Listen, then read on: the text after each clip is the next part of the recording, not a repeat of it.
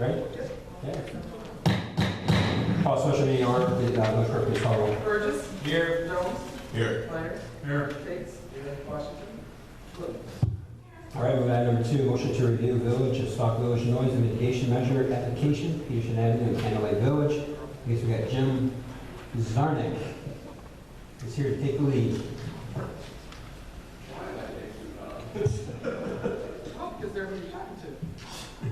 Okay, all right, so in your packets, you'll see the current application packet for both P.L.A.N and Peterson. And just to touch on the highlights of what has changed since we last presented it. First of all, we decided to, just to update you, I met with Rosie and Derek last week, or something like that, and we all discussed the stuff. So first of all, we decided to keep the current procedure for the improvements. That is that the property owner will select the improvements and then have them constructed, and the village will reimburse.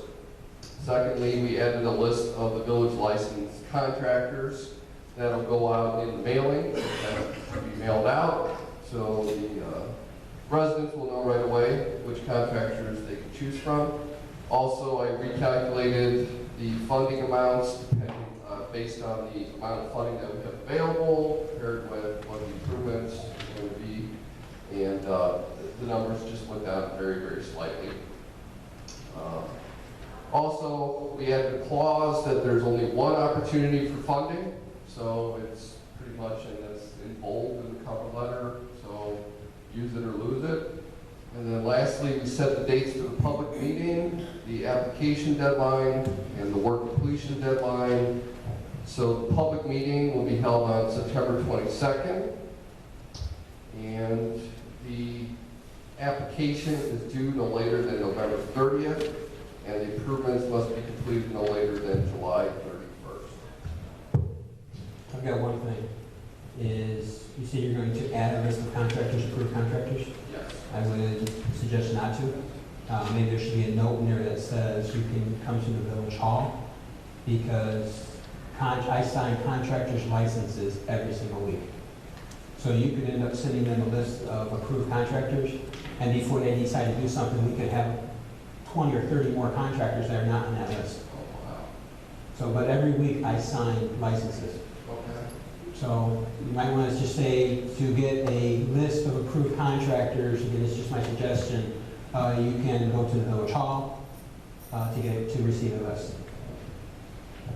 Does anyone else disagree with that? At what point would the list be available if you're doing daily approvals? If they come on a Monday, but it's not approved until Tuesday or Thursday and put out, how do they find out about it? Well, I don't think we're looking at a list. I think what you do is you have someone come and say, I'm having this individual or this company do the work. Are they approved contractor? They'll look and say, do they have a license or not? Now, what could happen is that contractor could come and get a license and become approved and be added to the list. But if I had no idea of any of the contractors, and I come in and I need a contractor for windows, Right. a list will be here. Yeah, there'll be an updated list because I'm sure they add as the licenses are signed. I'm saying, will they update it daily or? No, I guess it's a good question for Sherry. I would think that when she's filling out the license to approve for my signature, she's adding it to the list. Okay. Because if I come in on a Tuesday, but the list is not updated until Friday, it won't be available to me. Well, again, Sherry is the one who does all licenses, so if they come in, even if they found a license, or on that list, she's gonna say they just bought their license, they're approved. Maybe the village administrator can get with Sherry and iron that out to make sure we have it. Definitely. Again, this is just my suggestion, because I would hate to see someone 3 months later say, I'm gonna have some work done, and the contractor they want is not on that list that we provided. Just a suggestion, we could still include the list and then state in the letter that, this list is updated on a continual basis. Come to Village Hall to see the latest and the greatest list. Yes, I would suggest that. Okay. Mrs. Zernick, question? Yes. Who's conducting the meeting on September 22nd? Are you conducting that meeting? I will be here, and Rosie and Derek will be here, standing side by side with me, and then I'm not sure what the board is going to be present for that as well.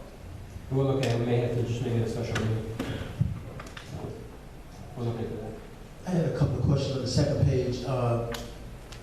where it says outline and program requirements, it says 2 estimates by contractors, is item 4B. Does the individual homeowner pay for those estimates if the contractor's charging them? Usually estimates are free. I'm sorry? Usually estimates are free. I don't know too many contractors that charge. Oh, I do. But if they would charge, then yes, the residents would pay. Okay, could that be adjusted to say at the owner's expense? If applicable, something along those Yeah, lines? something like that, so that they would know that they have to pay for those estimates. And the permits may be required is 4E. Is there a cost attributed to those permits? And who, if so, who pays? Yes, there will be a cost for inspection fees, and that will be paid by the village. Out of the fund. And one final question, you probably can't answer this for me, but what is the balance of the CN funds as of today? It's about $242,000. 242, Yes. roughly? Right.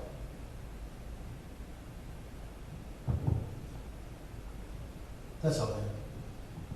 All right, any other questions from the trustees? All right, is there anything else we need to discuss? All right, this is on the agenda for approval tonight. So, all right, and there's nothing else, we'll move to the next. As for motion to recess into executive session, discuss personnel matters, update pending litigation, collective bargaining matters, real estate, employment, and compensation if needed. Is there a motion to recess? Is there a motion, is there a second? Clerk, please call roll. Burgess. Yes. Jones. Yes. Myers. Yes. Tate. Yes. Washington. Williams. Yes. All right.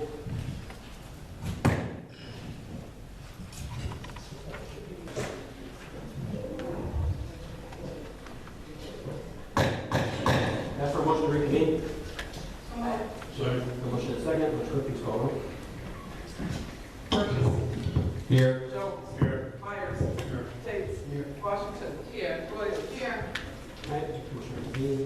That's for motion to adjourn. The motion, is there a second? Second. All in favor, say aye. Any adjourn? We'll move directly into our next board meeting. Okay.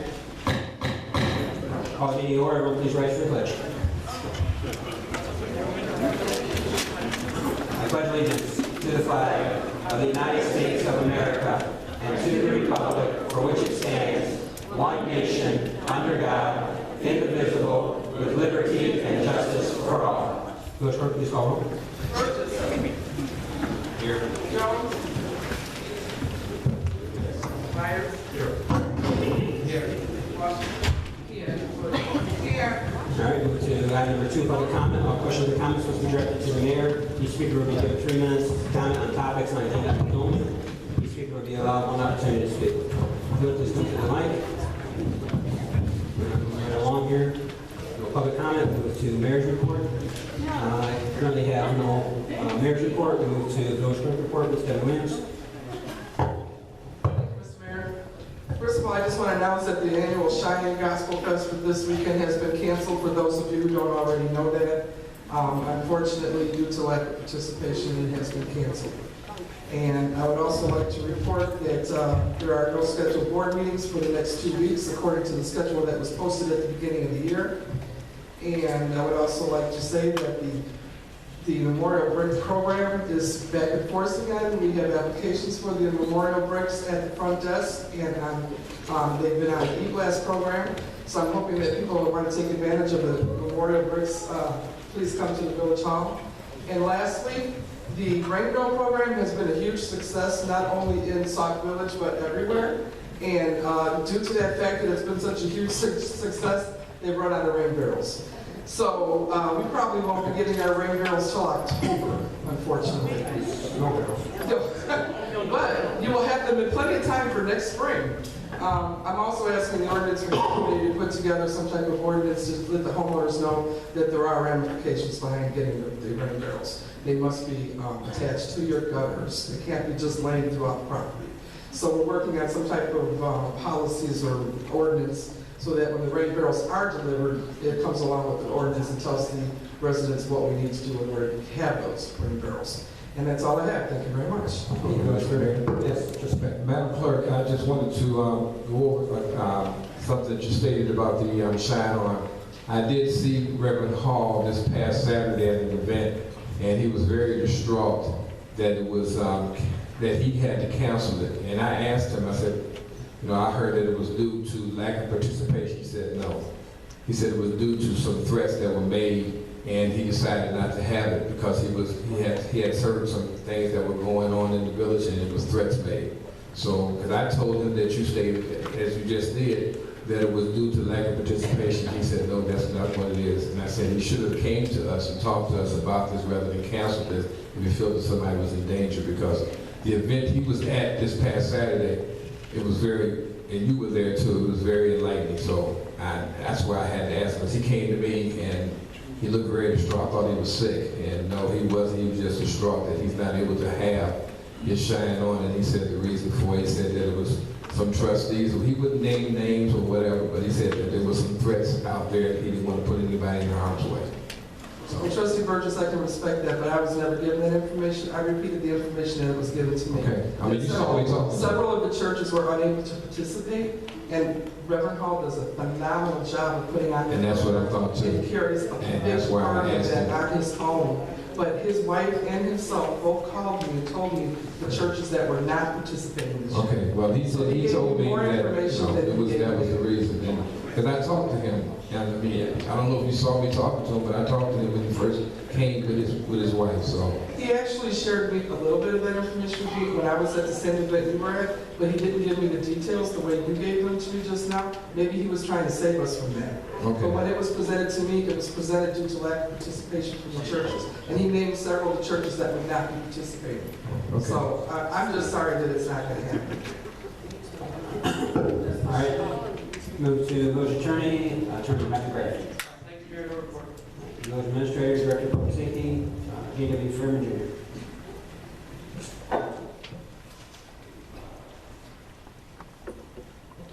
Board of Trustees, today we've been working on our quarterly budget reviews, and I'm happy to report that out of the three departments we went over, they are right on budget. Less than 20% of the budget, or 25% rather, is on target. The other issues that we've been working on, some legal issues that we will discuss later on. Move to reports of trustees, board committees. Excuse me, Mr. Mayor, I have a question for you, Mr. Fairman. I don't know if, I saw the, I guess you can call it, directive that was signed by yourself and directed to the police chief at the time about the use of tasers and cameras on the police officers, body cameras. My question to you is, you never said anything to the board about this. I just happened to see the communication. It was on Facebook. And I'm just wondering what and who did you confer this with? Because you only copied the mayor. So who did you talk to about pulling the tasers and the body cameras from the police officers? I think that's an issue that we all should know about. Trustee, very good point. I'm glad you brought this up tonight because I'm going to pass this out to all the board of trustees. Tonight I have a cover letter coming from our insurance risk management. I will read this, but I will not read this entire package. It talks about the use of tasers and body cameras. Dear Mohan, the use of tasers and body cameras should be suspended immediately until such time proper general orders are established and put in place. The continued use of tasers and body cameras without proper standard operating procedures, general orders places the village in an enhanced state of liability. You can continue reading through the beginning through all this. We've also included emails from Deputy Chief stating that there are no existing general orders for both tasers and for cameras, body cameras. We've also included drafts for those. So the drafts came from the Deputy Chief, and we received these, we received it, what, a few days ago, last week? So, whenever you received it, Monday. So we received both the drafts, we'll turn these over to the village attorneys for review. And also, there is additional information on the back where Sauk Village is currently looking at potential litigation because of use. So if you would, Because we've had tasers, man, for I don't know how many years that the officers have carried tasers, and this is the first time I ever heard that. Because without a taser, now you force an officer to do something else other than what we really want an officer to do. Because they have no other, I mean, I'm just wondering why this wasn't brought up years and years ago, because I do know If for I a fact. declare some of the misinformation, no, you weren't called on. and that's not true, what the reporter said. Oh, I have everything in front of me. This is, so, in fact, I can pass this up to the village residents if they want to see it also. I got plenty of copies. So, Myself and Fox sat down with the insurance company and went over every single, Deputy Chief, you don't have the floor. that's incorrect information, sir. The reason I'm asking, Mr. Mayor, I mean, like I said before, this was never brought up, and we've been using tasers since I've been on this department. And as a matter of fact, we just used one of the demonstration for one on Nights Out. There was a demonstration that an officer, took the shot. But now, and the only thing I'm looking at, when the public finds out that the officers don't have a taser, they can't use a body cam, and criminals are criminals, that now that officer is forced to use other force that he probably wouldn't use if he's confronted by more than one person. I think what's important to realize is the village has just received the draft copies of the use of tasers and body cameras. We turned it over to the village attorneys to review.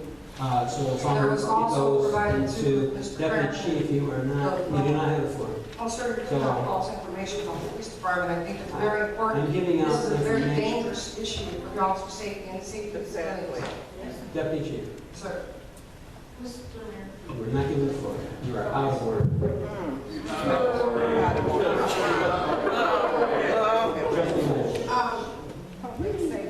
I just found out about this today from an email that I received. And I think at that time, I responded to the individuals that I thought, I did not respond to the whole board because that was in violation of the Open Meetings Act. But I did respond to Deputy Chief Salisbury, who wrote it, as well as the mayor and Mr. Fairman. And I did speak with Mr. Fairman before the board meeting. I have 3 problems with this. Number 1, I didn't know it was on Facebook. I have a problem that Facebook knows before the board knows. Number 2, I asked through the email that, similar to what I said in executive session on unrelated topic, when things like this occur and the board doesn't know, it's bad. To be as simple as possible, it's bad. So in the email, for those of you who were not in it, I asked for this item to be brought to the board's attention. I don't know if it's an executive session topic, I don't know if it's a public meeting topic, but regardless, this information needs to be presented to the board.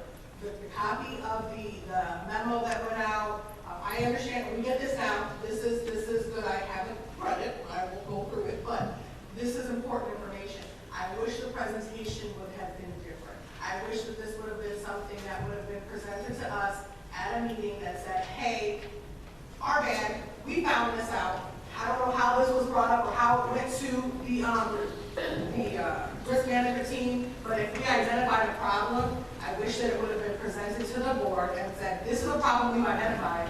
To counteract this until it's rectified, we've issued a stop and cease, no more use. And this is why. Understanding that it does put us in precarious situations, but understanding that we would have the kind of reason why beforehand, that, that whoever made the decision weighed out the options of, we're already in a precarious situation, so we're gonna do this to stop an even bigger precarious situation. I understand that, but again, I just wish that it was presented slightly differently instead of at an open board meeting where this is the first, I found out, I got this email, I don't know where my phone is, I got the email roughly noonish, if that's correct, and we're 8 hours later almost, and now it's it's on Facebook, we got this memo, and again. I think number 1, it shows that the village did act upon it when it was brought to our attention. The cover letter shows that the insurance risk management, they are 100% in favor of what the village did. And until you get the general orders in place, those need to be, the general order should be in place before we can go back to using that equipment. I'm looking at the memo to Mr. Fairman, dated August 20th, on the second page. And I'm assuming that this is the information that was provided to the Owens Group. And then that's how they came up with this determination. But again, that's me assuming by reading this that I'm just getting right now. I think that it could have, all I'm saying is I don't know who's right and wrong. I'm not trying to point a finger. I'm just wondering a better way that this could have been resolved instead of going back and forth with it right now. I just, again, as I stated, for a different topic, executive session, maybe this is a learning experience. We can take this and we can learn from it. That when something like this happens, that we can, when we identify a problem, we let the board know before, even, maybe not even before, but in conjunction with the police department, the fire department, whoever. If we identify a problem as a risk management issue, will we tell? I'm assuming Deputy Chief got a memo and then it was posted. Again, I'm assuming because I don't know what happened, but I'm assuming that that's what happened. I would have liked to have received that memo as a board member as well. So if somebody would have asked me, hey, I saw this on Facebook, I'm going to say, awesome, show it to me because I know what you're talking about. And I just think that's appropriate. So, Should they use sticks and stones or shoot Order. Is that their? Can I ask the Deputy Chief a question? Junior, not junior, no. Please, Chief, how many of our officers are certified? There's a general order on the Use the microphone. Sorry. Prior to this tasing incident that started this all, there's a use of force general order that was composed in 2005. Since then, we sat down, myself, Henrietta Turner, and Fox. We went over every single hot topic general order, use of force, pursuit driving, domestic violence, and all the major risk liabilities. They found nothing wrong with our policies, and they stayed into effect until now. And when this tasing incident occurred, Mr. Fairman started asking me about our taser policy. I referred to our general order that covers use of force. That covers all less than lethal use of force. Since then, Mr. Fairman's conversations changed to specific taser policy. So now it was the focus of there's no targeted taser policy. So I gave him a draft policy for him to review. It was created and given to him specific force language. I'll tell you right now, there's no policy on guns. There's no policy on your handcuff. That's all covered under your use of force policy that already met the guidelines of the insurance company during the previous meeting. Now, what was shared with the insurance company, I find it suspicious I wasn't included in any of that. And the package that was given to Mr. Fairman is this, that has everybody's certifications, the taser instructor certifications, all the training. This is the last taser training that took place in July of 2015. The officers are certified, they're trained, our trainer instructors are certified. Taser International will come out. That specific case with that tasing, the officer was in the guidelines of law. So all our officers are certified in the use of tasers, am I correct? Every officer that carries a taser is certified in the use of force on the taser. Okay. And I have the certificates here that I gave to Mr. Fairman. Would that be possible that you can share the certificates with the board?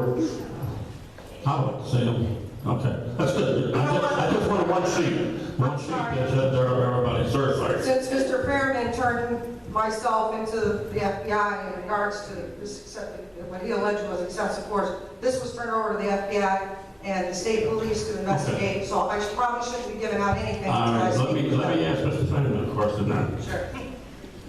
Is the chief telling us that we're under investigation by the FBI for the use of tasers? We're under we have a pending investigation for a civil rights violation. Good. Thank you, Chief. Mr. Mayor. I have the same problem with this document as I stated in the back room, along with Trustee Williams. It's just inconceivable that we received information at the last minute with it. I had no idea. I noticed Mr. Fairman's memo is dated the 20th. The insurance company is dated the 25th. Did it take them that long to respond? Or why did the insurance company send us a letter saying don't use tasers? And then Mr. Fairman submitted a letter. It should be reversed. It should not be him driving the car. It should be the insurance company driving the car. And I definitely think the deputy chief should have been brought in.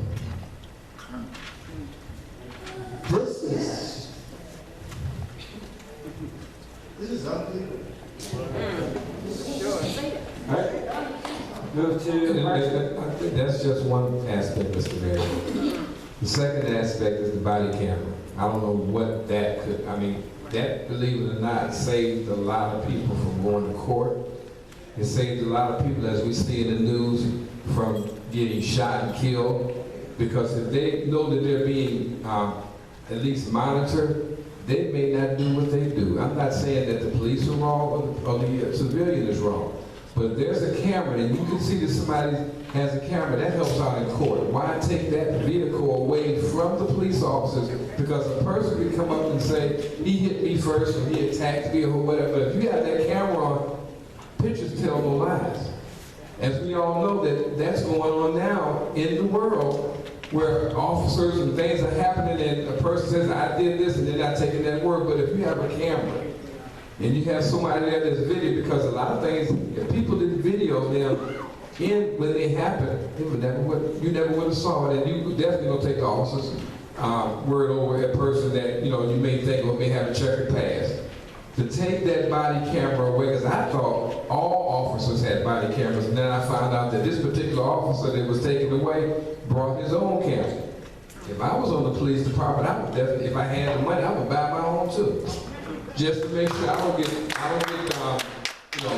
the crosshairs, or someone doesn't like me out there, or I'm going after a certain criminal, and they say I'm harassing them. All I'm trying to do is keep peace.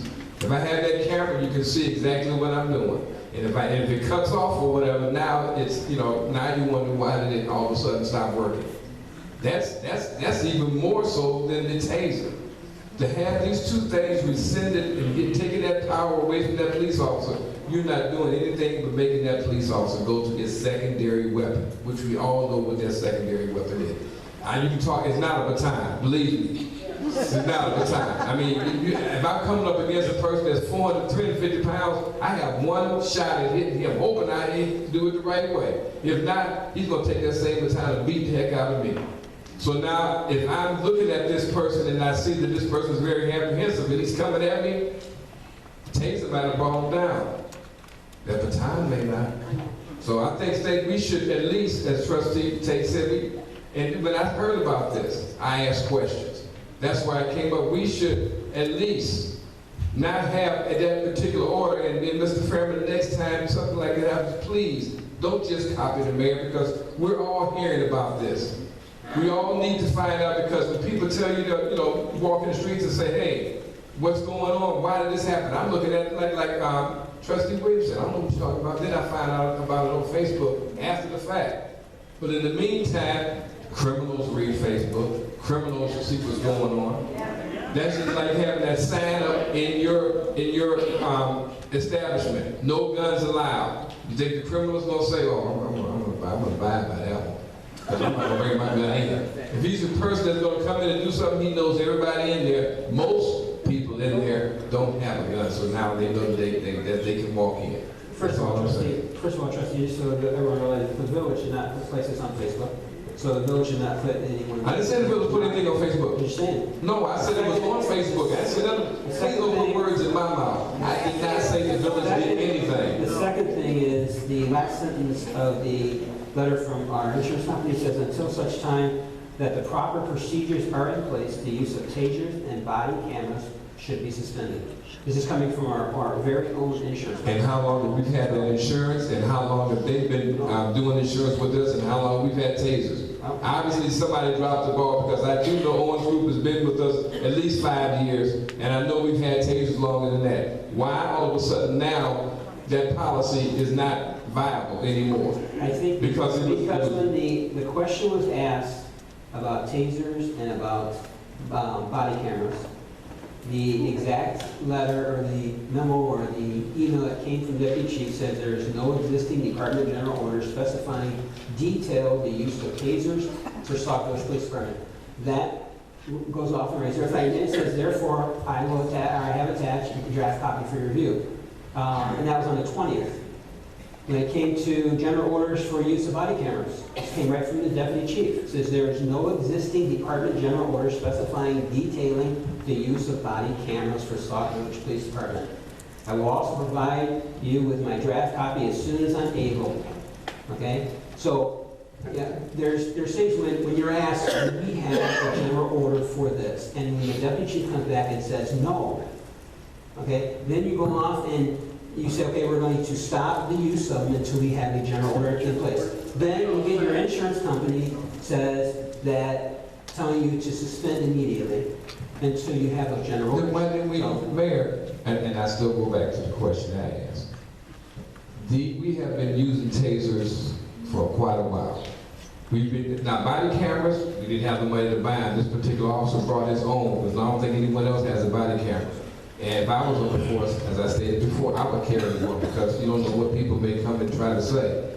But this has been a while. Why all of a sudden now, August 24th or 21st of 2015, that order was questioned and never questioned back in 2010, 2008, or 2009, because they've had tasers that long. I'm sure that insurance company knew that we had tasers. Why wasn't that question asked? How come that particular problem was not dealt with back then, all of a sudden now, and then now everybody knows it, it's a big problem. Yes, it is.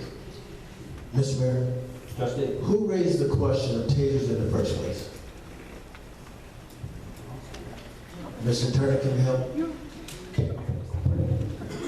It's part of the packet from the Owens Group. The back of it is some correspondence from James Montgomery and Associates, who have initiated some sort of legal proceedings against the village based upon a taser incident that was forwarded on to the insurance, just like all litigation or potential litigation is. And I'm assuming that based upon that, they looked into to determine whether or not there is a taser policy or general order in effect.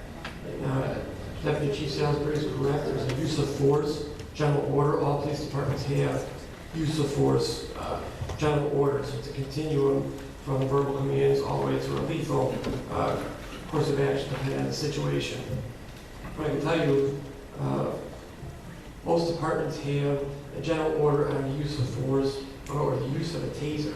Taser general orders, and when it's appropriate to use them, how to keep them, where they're kept, just all the conditions. Because tasers, although they're a very effective tool for their compliance tool, just as a baton, mace, or pepper spray, other weapons that the officers use at their disposal, but they lead to a lot of litigation. And the first thing that plaintiffs' counsels look for or request of defense counsels is the policies and the general orders that control the use of the tasers. Okay. And if you don't have a general order or a policy, they jump all over it, because then it's argued, well, officers can use the taser anytime they want because there's no general order and they can or cannot. So I'm not saying that there's been an abuse here in the village with the use of tasers. In federal litigation, that's the first thing that's requested, and they beat you up if you don't have it, and if you do have it, they still try to beat you up. Okay, then the question is, we have a draft, I guess maybe more than one draft policy. I have not read this, and I admit that. There's two draft policies there. Okay. When can this be presented to our ordinance committee to approve? It doesn't need to go to the ordinance committee. It's a general order. It was sent to my office today. First time I was made aware that there was no general order on tasers with the department. I got it around 3:30, based on the special meeting at 5. I haven't had a chance to go through it. If you give my office a day or two, we can have it up and running by the end of the week. Up and running. We'll make any corrections, deletions, or additions based upon our review and other taser general orders with other departments. We have a files full of them. And we'll make the appropriate changes. and up and running, meaning that our office will give our approval of it, and we'll send that to the police department. Hopefully they sign off on it, and it's in fact by the end of the week. Trustee Reeves. You said earlier that you have extra copies of this packet for to be provided with the audience. They want it. Perfect. My question is, you're referring to an item which I'm assuming is a pending litigation item that we keep talking about here, and you're going to provide this name, address, and phone number of this resident in this packet to audience members, which is a pending litigation. My personal opinion, you may want to redact the information before you provide it to the audience. That information should be redacted, but given this village and the information that gets out there, once it's involved in it, and I will let everyone know that there's a pending litigation.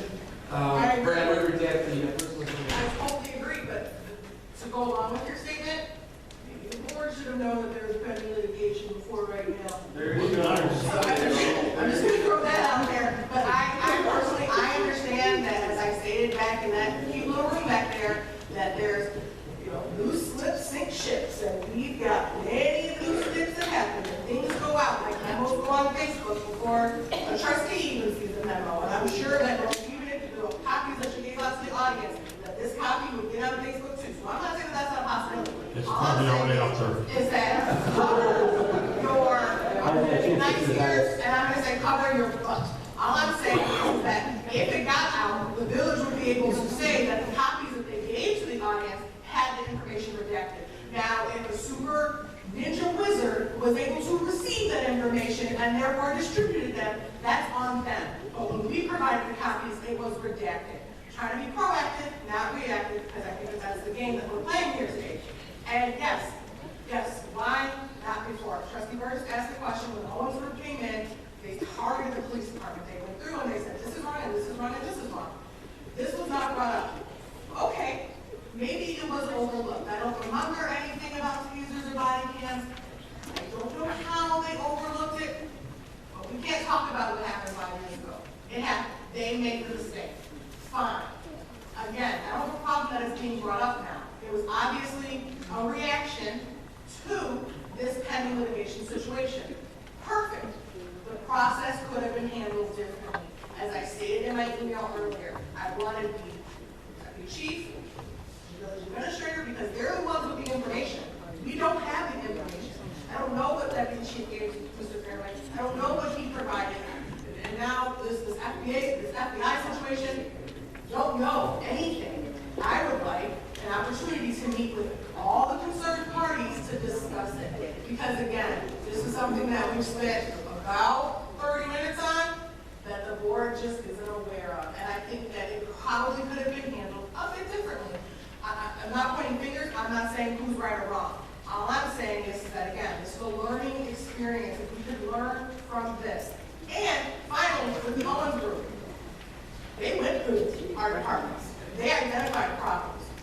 Apparently they missed some. So there's a possibility that we can contact the Owens group and have them go through again.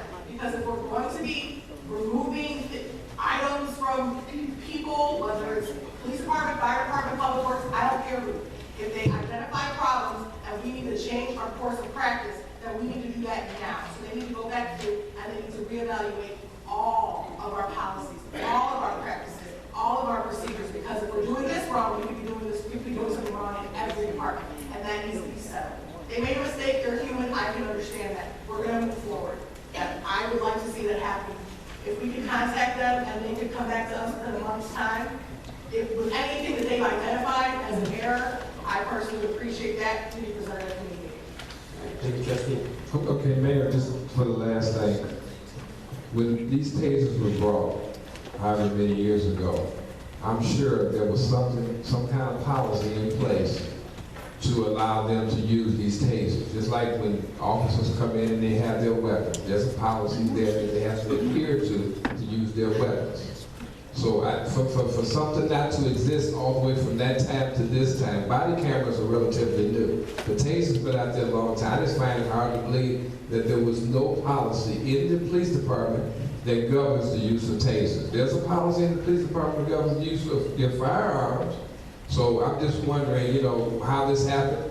and why it took so long. I just hope that we can rectify this ASAP, because I do not want our police officers out there on the street unprotected, or just have one alternative to take a suspect down. So, my question with that, just, Deputy Chief Elder, did you state earlier that, there were no specific ordinances or policies on these two items because they were under kind of an umbrella? Yes, there's a use of force that refers back to the state statutes in addition to our general order that we have in place. Okay. Let me make it very clear. The body camera was instituted under Chief Believers under a pilot program. We were originally offered one camera under a pilot program. Believers started that program with this particular officer. It was so beneficial that when the pilot program ended, the officer went the extra measure and purchased his own equipment to keep this running. Since that point, the only thing that was adapted was still a pilot program. So when Mr. Fairman started asking me about policies for a body camera general order, there was not a general order. That is true. That's not the case with the use of force. That's not the truth. That's not the same as with the tasers. So there was a body camera policy created and tendered to Mr. Fairman on the 20th. That was we did operate under the pilot program prior. But the tasers, there was already there. Okay, so under the use of force. Yes. I'm not a cop. So you had the tasers, is your firearm included in that? It would be under the force, yes. Okay, so, baton, All less than lethal, yes. Okay. Gas, baton. all I of mean, any hands-on is Okay. use of force. Handcuffing. My only concern with that is, it would appear to me that the police department, as in past practice, has taken all those things that are not deadly force, which would be a firearm, and umbrellaed them, which is apparently a problem according to the Owens group. So then, would it not be wise to separate them? This is an example of use of force. This is the state statute. This is the current policy. This is what we distribute to our employees. This is what everybody's trained in. And it has the different, you can see on the contingent, this is the use of force and corresponds. So this is all referred to from the general order. It's included and referred back. This is all by the state statute. All this was provided to Mr. Fairman when he gave me that email saying that he wanted all that information provided to him. Copies of everything was given to him, although now officers are just showing off on the videos. I mean, we train constantly in use of force. Use of free videos given to us by HEMR that are currently in the process of. Use of force by police officers. Use of force report writing, gun shopping first aid. This is stuff with ongoing. It's in the general orders. It's in our policies, our procedures. I have the employees sign off on it. The initial, we train every year. All this was provided to Mr. Fairman. Okay. And I could have simply been called and said, Deputy Chief Salisbury, do you have any pepper spray? Do you have anything like that? Because we don't. Not all of our officers are carrying our hands. So when they came in, I had to put that memo given to me, I had to put it out immediately and distribute it to all the officers. I had to collect all the tasers because he had stopped the immediate use of it. Okay. So I guess my question is whatever aspects that we have as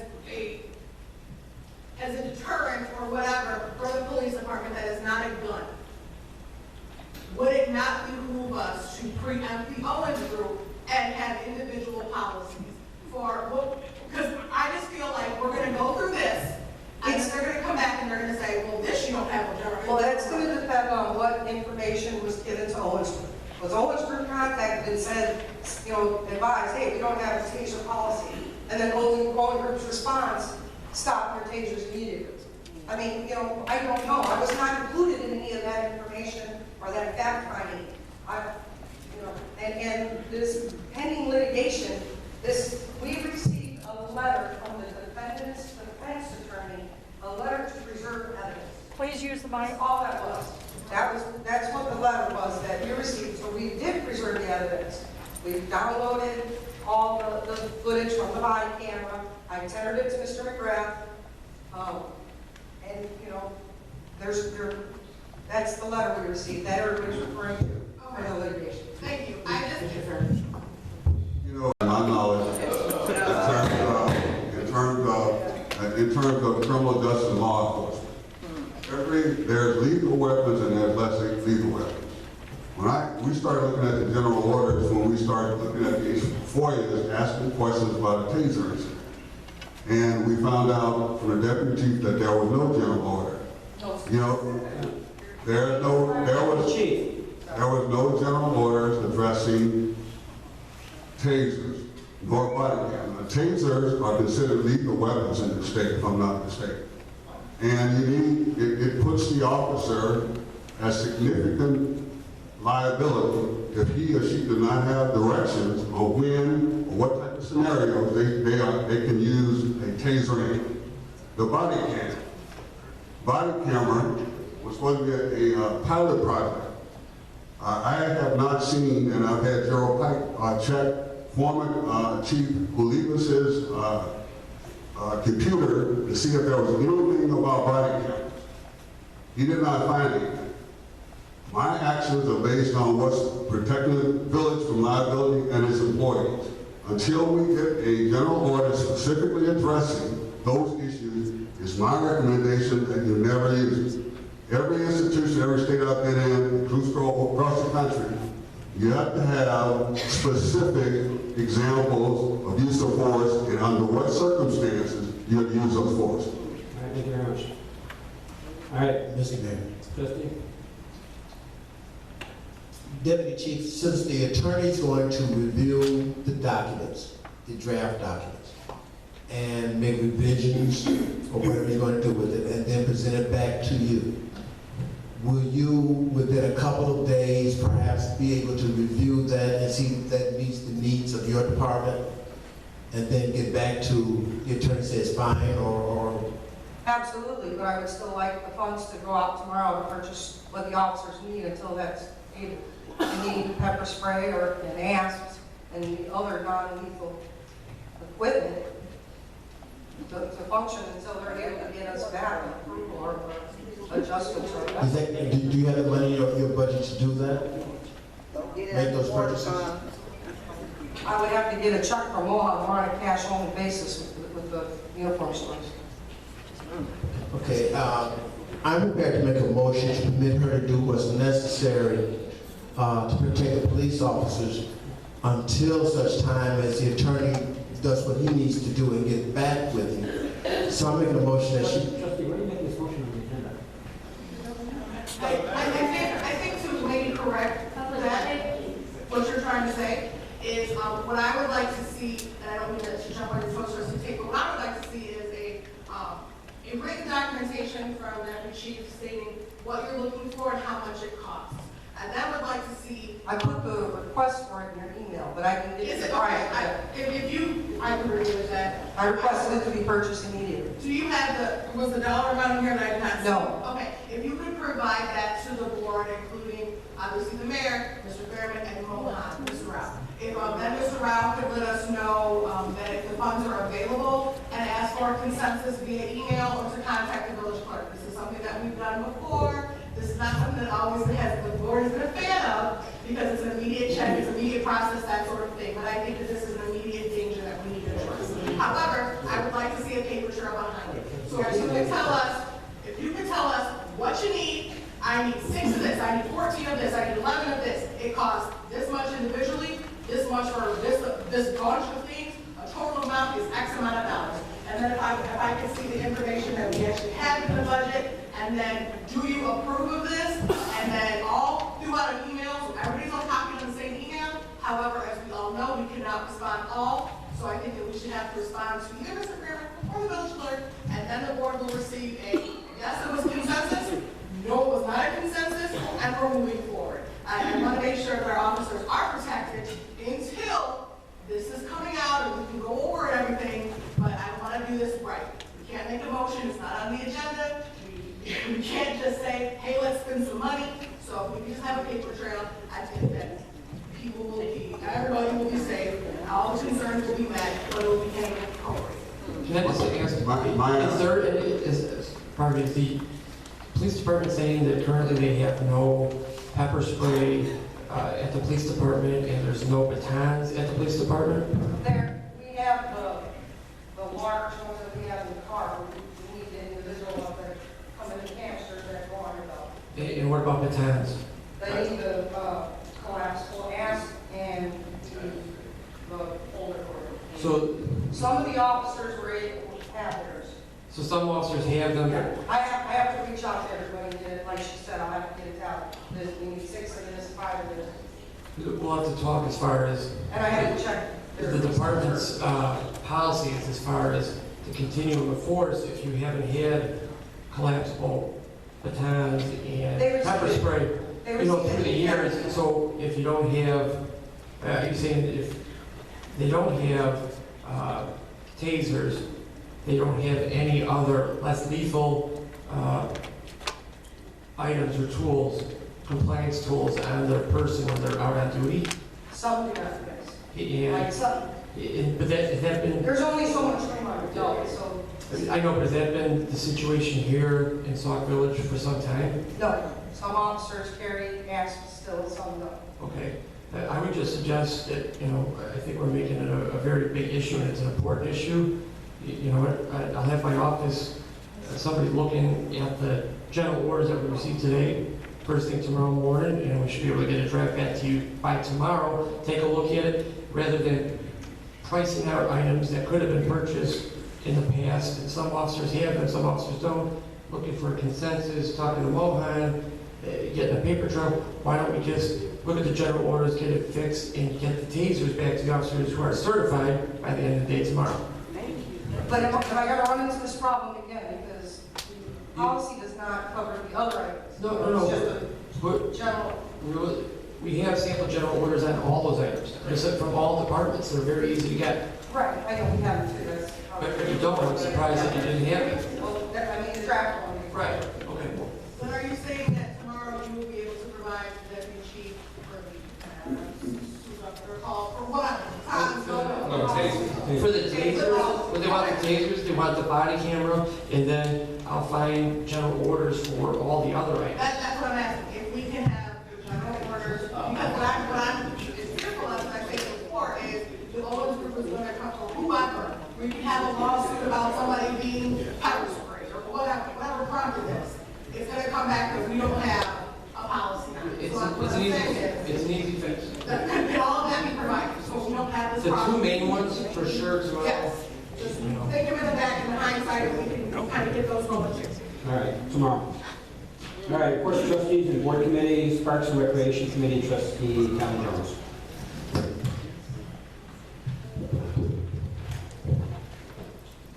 Well, I came up with a little twist to the thing, to the corn and dog roast.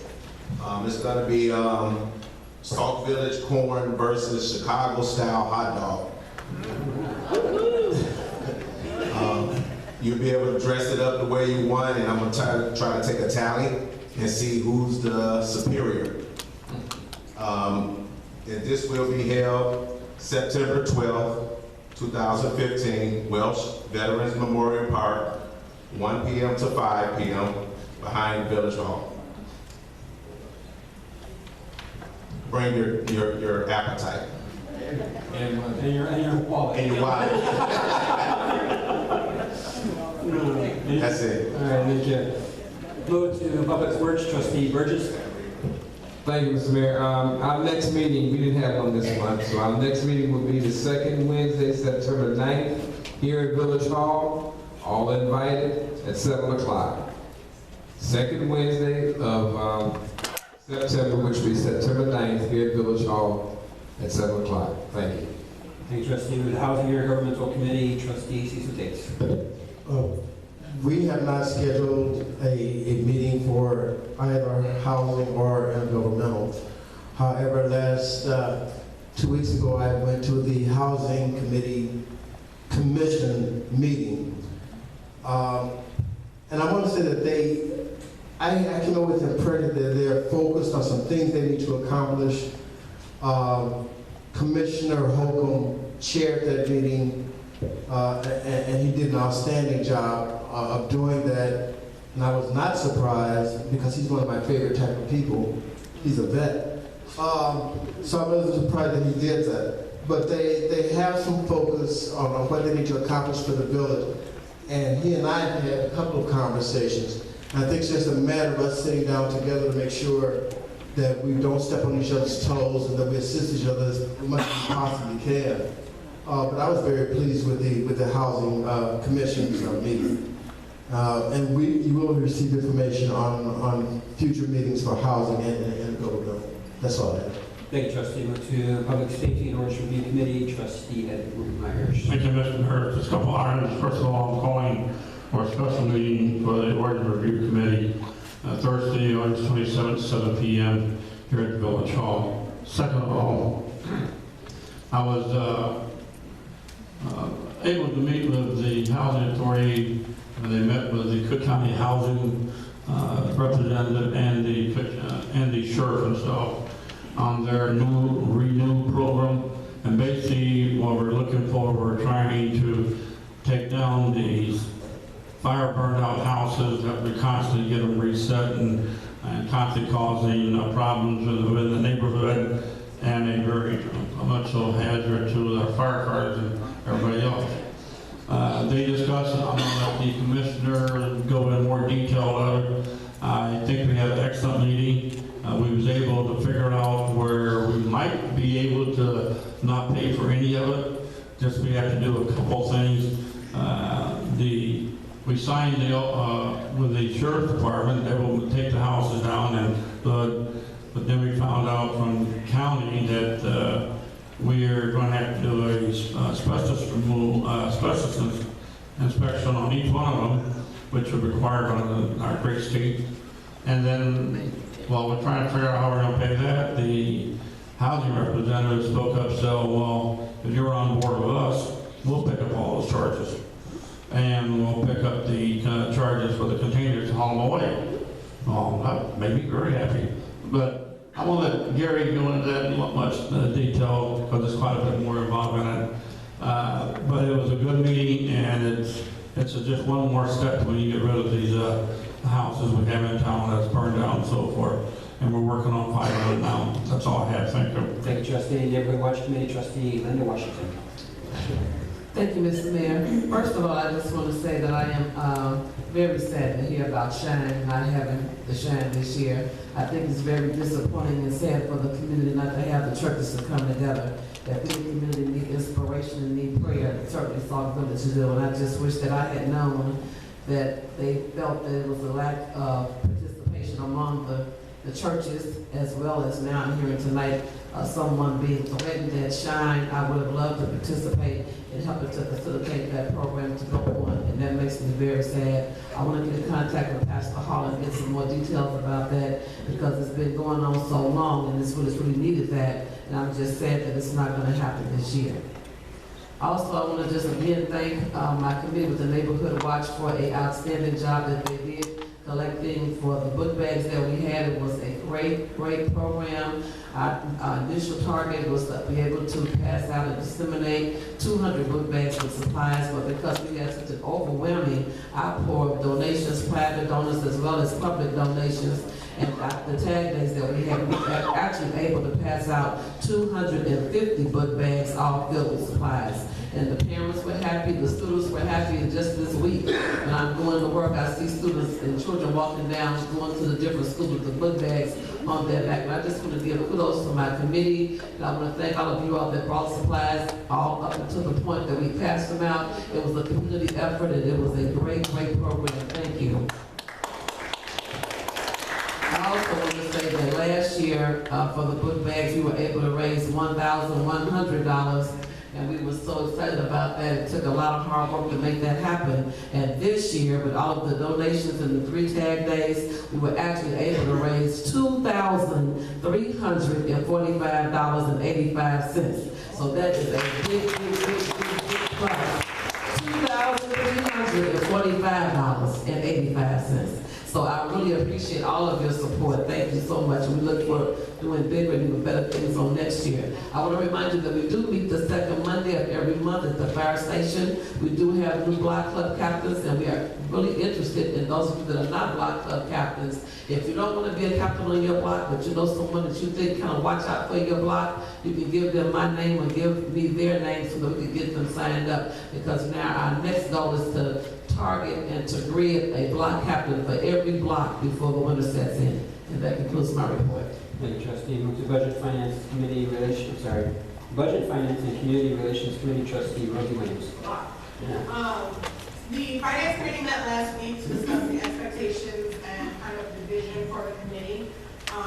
We decided that the committee would meet on the second Tuesday of every month at 6 p.m. That would be the 8th of September. And part of that would be myself, Trustee Tate, Mr. Grimmett, and Mr. Rao. And the purpose of this committee is to determine where we are financially, to see where we should be, where we're going to go into the future. And I know that it was discussed earlier about the possibility of subcommittees that would involve village residents, or maybe committees that we both have right now that would fall under that. But the actual standing committee will be meeting at 6 p.m. the second Tuesday of the month, having a special meeting like we had today. Public Relations Committee met last week to discuss Student Government Day and the village leader process. I know it seems a little early, but it's actually not, because we have to let the schools know before winter break, and it's fast approaching, so we're working on that. Also, I met with Officer Morris and Deputy Chief Salisbury regarding Shop with the Cop. It's a program that was something that happened in Sauk Village, but has not happened for the last 6 years, I believe it was. So it's something that we're trying to bring back, and I think that it was a very productive meeting. And I think that there were some practices that Deputy Chief stated that were done in the past, and we are going to continue those practices, and there were some new practices. So it is our goal as of right now to help 27 kids participate in this program. That's 3 kids from every grade, from kindergarten through 8th grade. And that's our goal right now. Right, the Sauk Village Police Association donated $1,000 to the cause. And if you were at National Night Out, you saw that Deputy Chief Salisbury was out there raising money for the cause, and I believe that she raised $87, and she took it upon herself to round that up to $100. So right now we have $1,100 towards the cause, and we need double that. So we're looking to raise some money. So I know I've contacted one member of the Community Outreach Partnership, and I apologize that I have not emailed the rest of the committee. But between the Community Outreach Partnership and the Public Relations Committee, we will be working on trying to come up with that other half so we can maintain the amount of money that the committee that we met with chose to spend per kid. I don't want to give that announcement publicly in case we don't raise the full amount of money, and we need to drop that down. So hopefully that's something that we can, a goal that we can get to. So if anybody is interested in participating in the Shop with the Cop program and they would like to donate money towards it, I'm asking that you contact myself, Deputy Chief Salisbury, or Officer Morris to contribute to the cause. I think it's a very good cause, and I think from what I understood in the past, the children really enjoyed it. And from what I was told last week, that the officers enjoyed it. They had fun. It was a time to kind of build that community relation, which obviously is something that we need in Sauk Village. So, again, if you would like to participate, I would ask that you speak to one of us that are on the committee, and that we will go from there. I think that's all I have. Thank you, Trustee. Reports to departments, committees, and commissions. Fire Department 911 Commission. Chief Hans Butler. Thank you, Mayor and Board. Fire Department responded last few weeks, 20 calls, 4 fire alarms, 3 medical assists, 2 structure fires, 1 brush fire, assist to another town, 3 vehicle accidents, 2 gas leaks, 1 car fire, and 3 CO alarms. I've got 2 other things there real quick. As you know, the fire department's got their annual golf outing coming up this Saturday. And we're still looking for the donations. If anybody cares to donate, let me know by Friday evening so we can get the names on the signs. And also, I had a meeting American Red Cross Day. They're coming out with a program, I brought it to JW's attention in our meeting today. I don't have all the particulars, I got some of the highlights.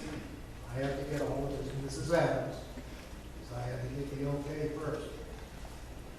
Smoke detectors, they are going to have south suburbs, no cost to the resident. They'll come out, and the only one to draw, that's not really a drawback, but as a partnership with the fire department, if Mrs. Clark wants a smoke detector, we'll get her name on this list. This paperwork will be coming forth. We're putting her name on the list. Red Cross and somebody from the fire department will stop by there, and they will install it in your home, free of charge. All the paperwork has still got to come through. I'll get hold of Mrs. Adams now that I got the okay, and I'll get with Debbie, and she can e-blast it once I got all the information. That is my report. Thank you. Would you please recommend Deputy Chief Salisbury? Unfortunately, the Sauk Village Police Department's software system, New World, is still down. We've been down for over 2 weeks. Unlike fire chiefs operating with 20 calls, ours unfortunately in the thousands. I'm not able to provide that data because I'm not able to retrieve it right now until New World is back up. So I'm just going to give a brief report of some of the more, some of the cases I can think off the top of my hand, some of the stuff we've been doing lately in the last 2 weeks. After a jury trial, Andre Hayes was found guilty of the 2005 murder of his stepfather. So that's just recently happened. We held our first village sticker on August 17th, our village sticker detail. 46 village sticker tickets were issued, 2 seat belts, 1 expired registration, 1 driving while suspended, and 1 total vehicle resulting from that. Minor Electronics is called and advised they're ready to start installing the docking stations for the new laptop computers, so they're papers capable. We'll start that process as we're doing the fire department tomorrow. We'll be immediately following. Obviously, we have our complete fire department, so they're going to come out to the station, so you'll be seeing them working on cars right here at the police station.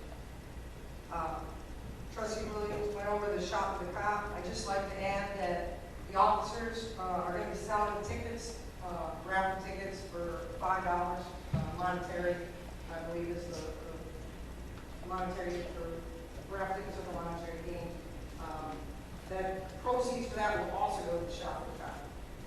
So if you see an officer, they'll be having tickets in their possession. Everybody, they're $5 a piece. And there's an incentive for the officer to sell the tickets as well. If the officer sells the winning ticket, the officer gets $50 in addition. That was extended out by the Sauk Village Police Association. Sauk Village Police Department updated our sex offender registry and our violent offender registry. We have 3 individuals total that we did have to place under arrest, 2 for violation of the Sex Offender Act and 1 for violation of the Violent Offender Act. Today, unfortunately, we had an armed robbery at C. James Hall. A gentleman with a knife injured and caused non-life-threatening injuries to the owner and stole the vehicle. We had 1 aggravated criminal sexual assault arrest. We had to work with Richton Park and a co-effort. The cases originally started here back in 2010. It took several years to build up enough to finally get the arrest. Working with Richton Park, family lived here and initially moved to Richton Park. We kept working the cases and we were able to get charges both here and in Richton Park for aggravated criminal sexual assault.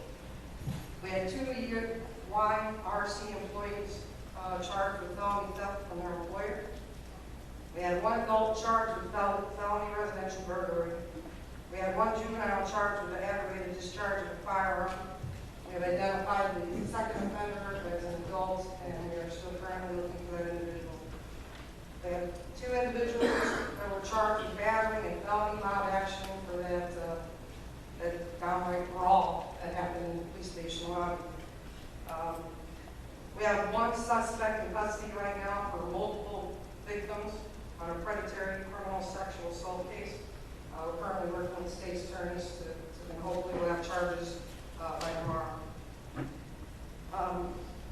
We're going to have the fact simulator for the officers, some more use of force training for the gun simulator. I don't know a lot of Rosie, I know she comes out, it's the big screen and it simulates live scenarios where you shoot, don't shoot scenario. So obviously all the officers will have to extend that to the board so they can come out and get a good understanding of how this plays out in seconds. So just put you on the inside so you can get a little bit of a better understanding of the use of force. In addition to that, like I mentioned, we got some videos from Lemur. In addition to the videos, we're still attending regular classes, and we'll continue on doing that. And I wanted to just say thank you to all the citizens and all the volunteers who came out for National Night Out. And we had a great time, and we look forward to making next year bigger and better. Thank you. That concludes my report. When was the date for this there? Right now, we're tentative for November 4th, and I think November 7th. And that's with our insurance provider. Okay. All right, go to Public Works Department, Director Weber. Thank you, Mr. Mayor. Some items that we have complaints about. Street lighting, still complaints. We have 15 more new heads up. We have a few 5 complaints on some of the heads that we put up. I called the vendor to find out what might be going wrong with them. There's a device in it, like a ballast, or they call them drivers.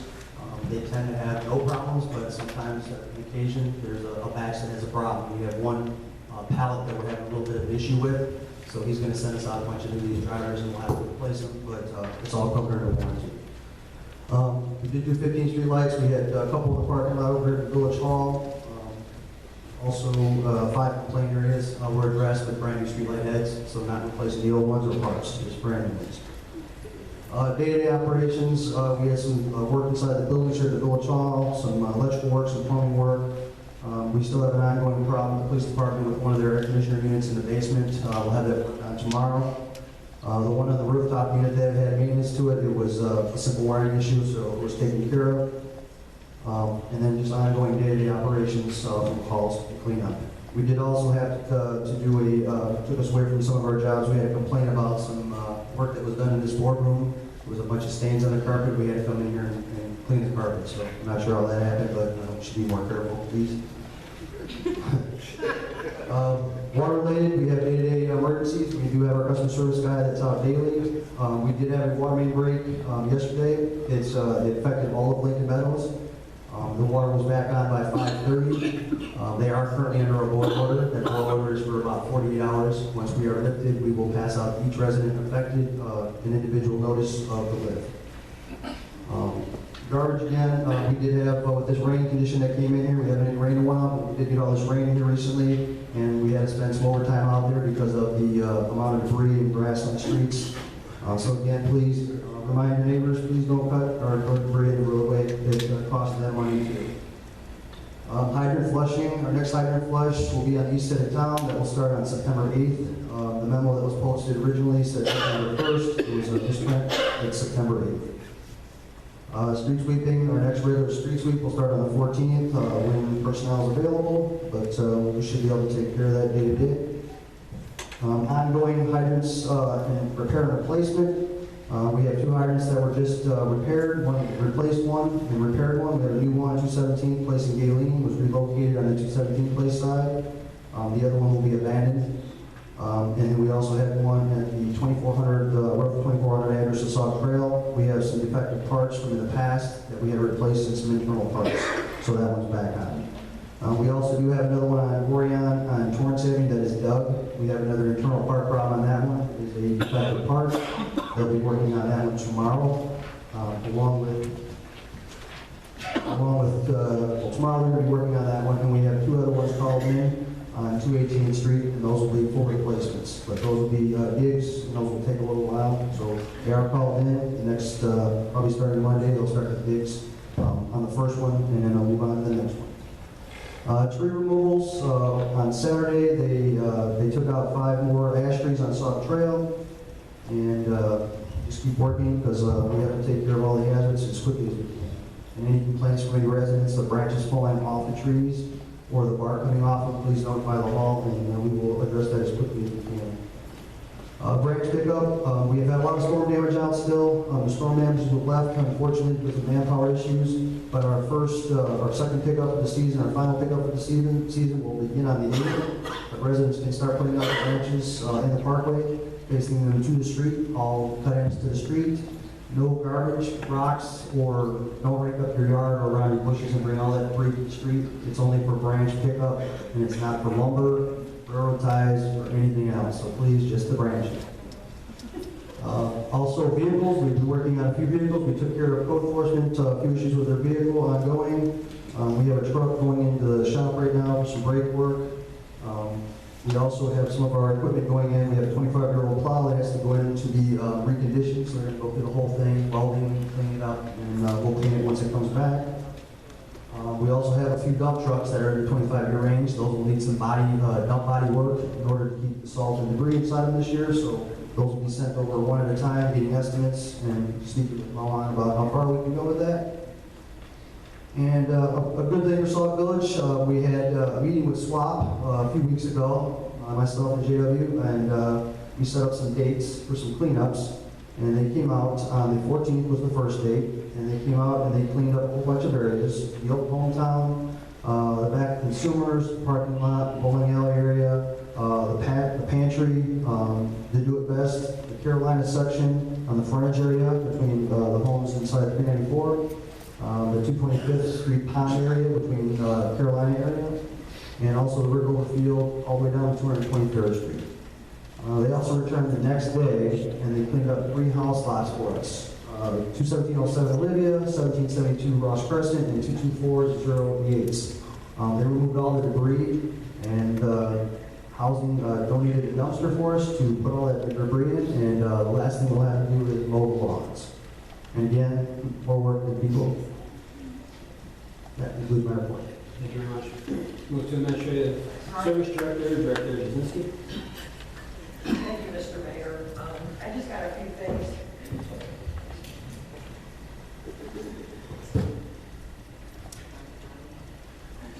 Thank you, Mr. Mayor. I just have a few things. I would like to give you guys the village sticker totals for this year. We've sold 2,923 stickers this year, totaling $85,611.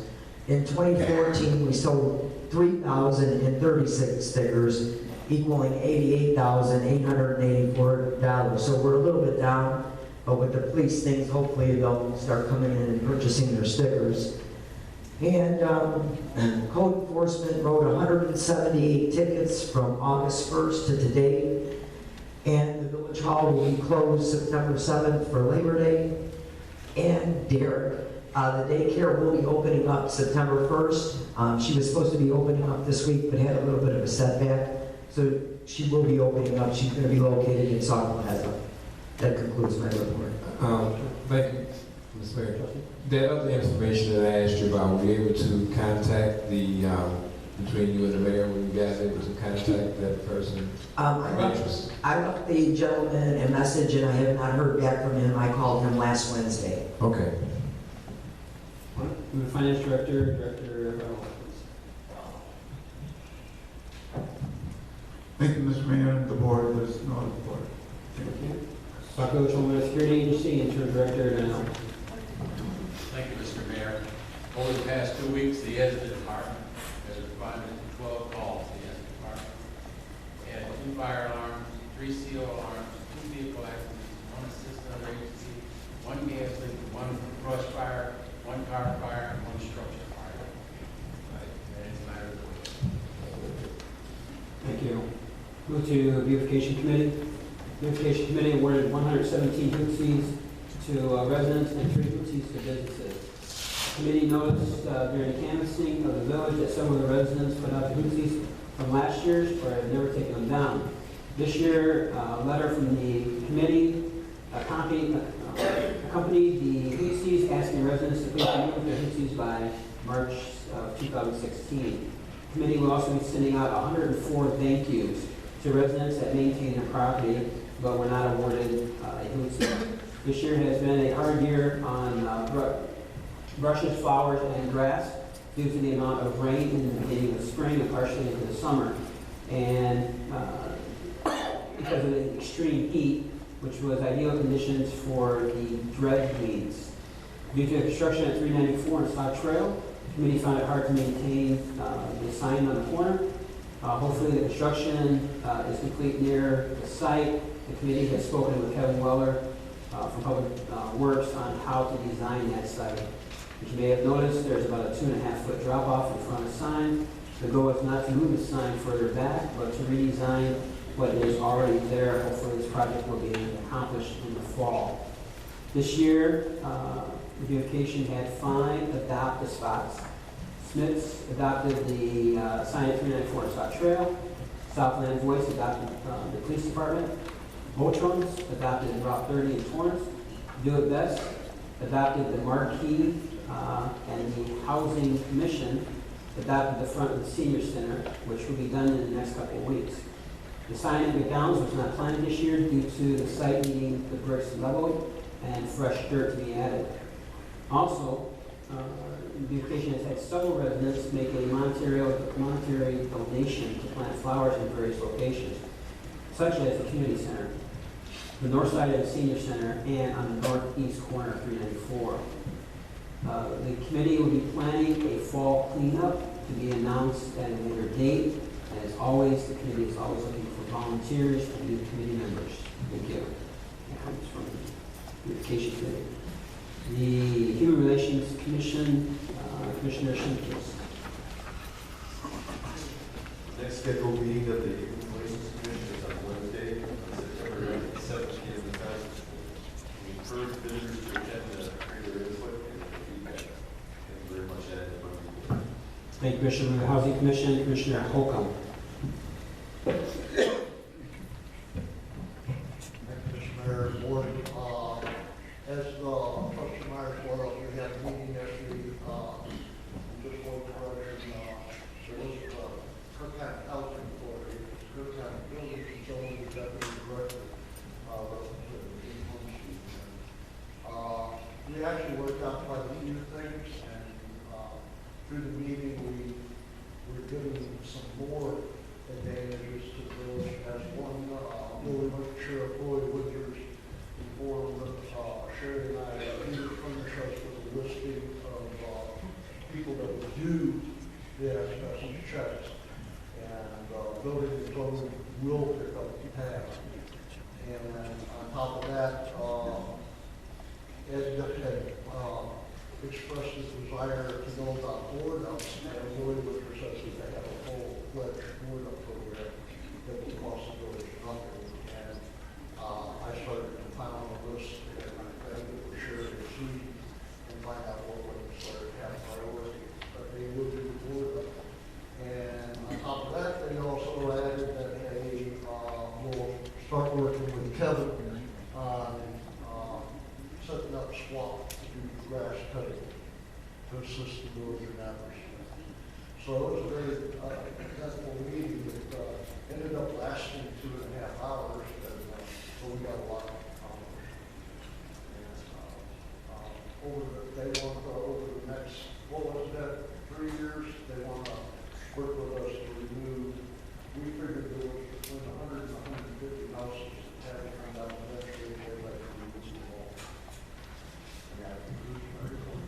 Thank you, Commissioner, for everything that the Commission's doing and all the hard work from all volunteers that do.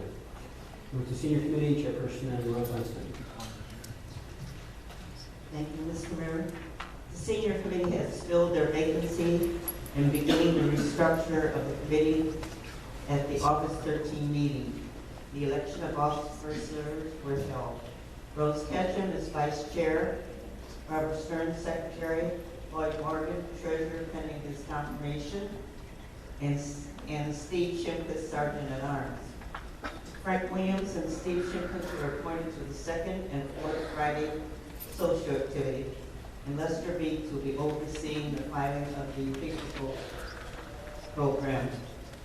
Preliminary arrangements were discussed regarding the 12th annual senior spaghetti dinner Saturday, October 10th at 2015 with advance tickets distributed to each committee members. They are $5, and some of the committee members in the audience do have tickets available. Some of the things we're going to be doing, the policy review and updates for the restructured committee will be forthcoming. Unfortunately, a planned disruption by a few. Originally, the social activity days were set up with guidelines and not followed. New committee attempted to be courteous and address a few questions. Somehow, some were led to believe that the committee-sponsored activity days were their private meeting club, with a non-resident senior insisting on his changes. This coming Friday, August 28th, guidelines will be followed with no argumentative discussion or meetings. Individuals will be asked to leave if they do not wish to follow the guidelines. The statement was made a month ago. We have various games available, and seniors may bring their own if they desire. The senior committee's next meeting will be on Thursday, September 10th at 7 p.m. Thank you. This ends my report. Thank you. Move to new business. I have a question. She mentioned that Mr. Shimkus and Mr. Williams were going to be overseers on second and fourth Fridays. What's going on second and fourth Fridays? That's the supplement open senior activity days. They're for games, social activity, no meetings, no argumentative discussion. That was brought up a month ago. And that did not happen the past 14. And what does the overseer do? The duties of an overseer? They agreed to open up the senior center and oversee the games. That's right.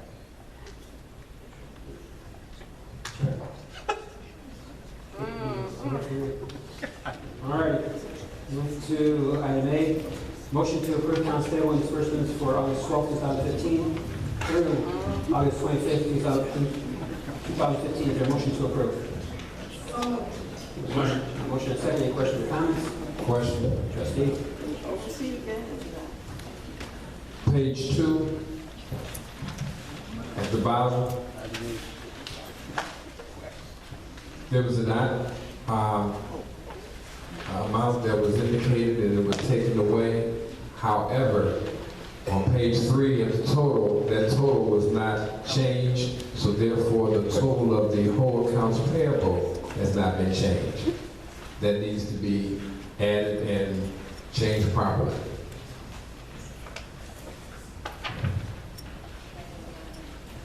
Also,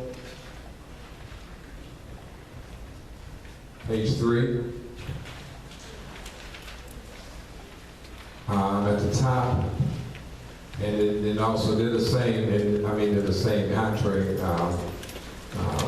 Page 4 also for Kurtz, both of them for Kurtz. I see where we're paying them to dispatch for us. How much are they paying us for the space that they're using to perform this duty?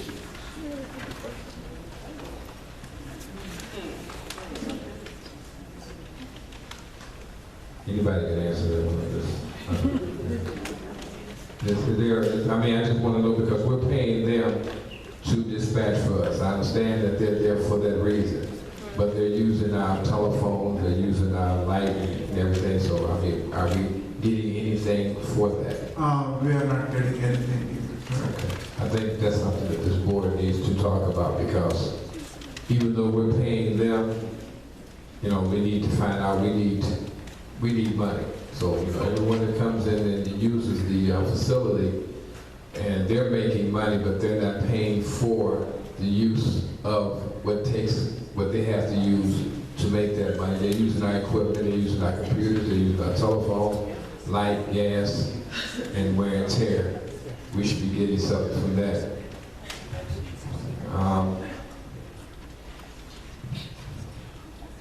Those are the two things. I didn't do the math, but we need to change that 41. Well, Well, take a look at it tomorrow morning and let me rectify it. Well, if we get ready to pass this, we need to know to minus $44,745. We need to take that off so we can know, because if not, then we're passing $279,967.70. Because that's what you're going to do if you pass accounts payable. So I'm just asking for amendment to pass the correct amount, and I didn't have a calculator to find out what that correct amount is.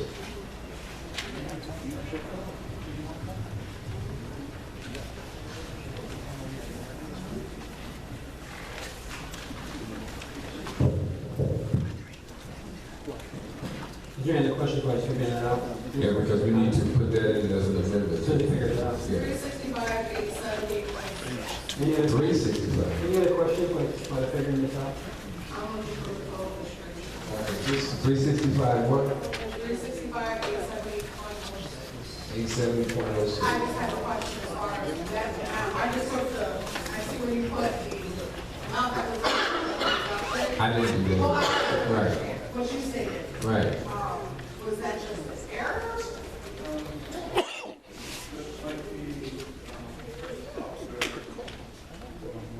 Okay, so are you saying that the deduction was a software error? So,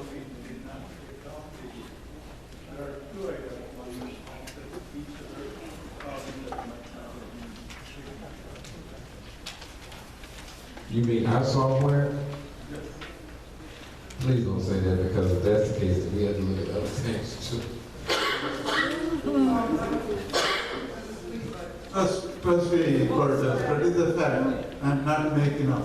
No, I'm just, no, what I'm saying is that that's it, I didn't say, Mohan, I did not say you were making anything up. I was just merely stating, if that's a software error, I'm hoping that other additions on the budget may not be affected by that. That's all I'm saying. Trustee Williams asked you how that happened. You said it was a software error. And I'm just saying, I'm hoping that it doesn't affect anything else that's on there. That's all. Because I didn't get a chance to. $44,745, I said it was. Yes.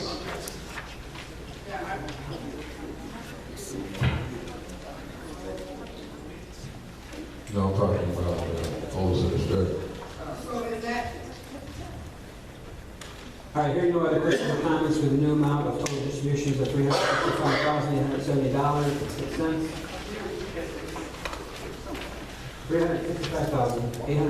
$355,870.06. we get a memo though regarding what that was? If it was a software error, if it needs to be paid, if they said, hey, don't worry about that $45,000. Just so we know what's going on. All right? I start with the first page. What was the $2,100 was paid, I'll pay the cash? What was that for?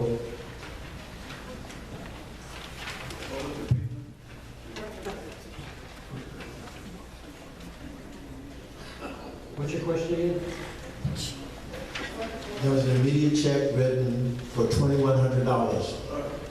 And I'm asking, what was that for?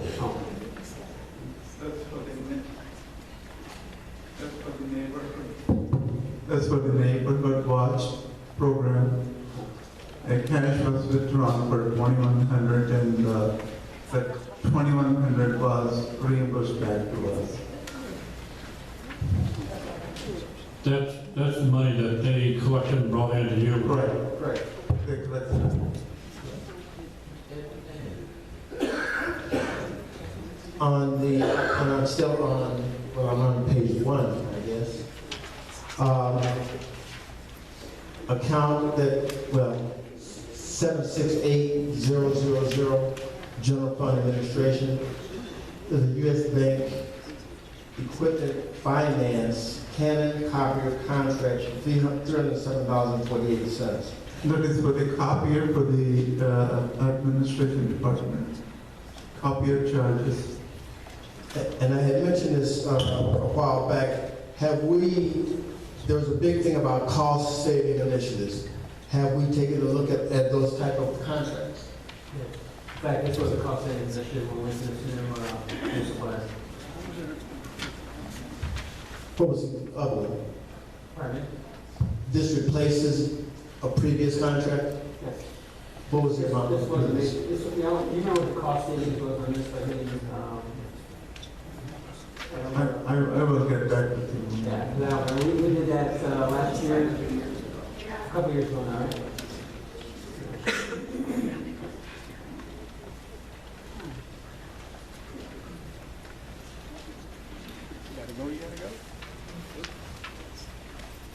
And I'm seeing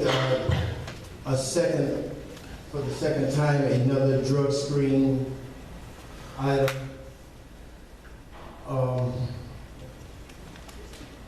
Same individual. What was the line item and the page number? Page number 3, 72,000, 720,000. That's for the employee physical. I'm sorry? Employee physical. Okay, thank you.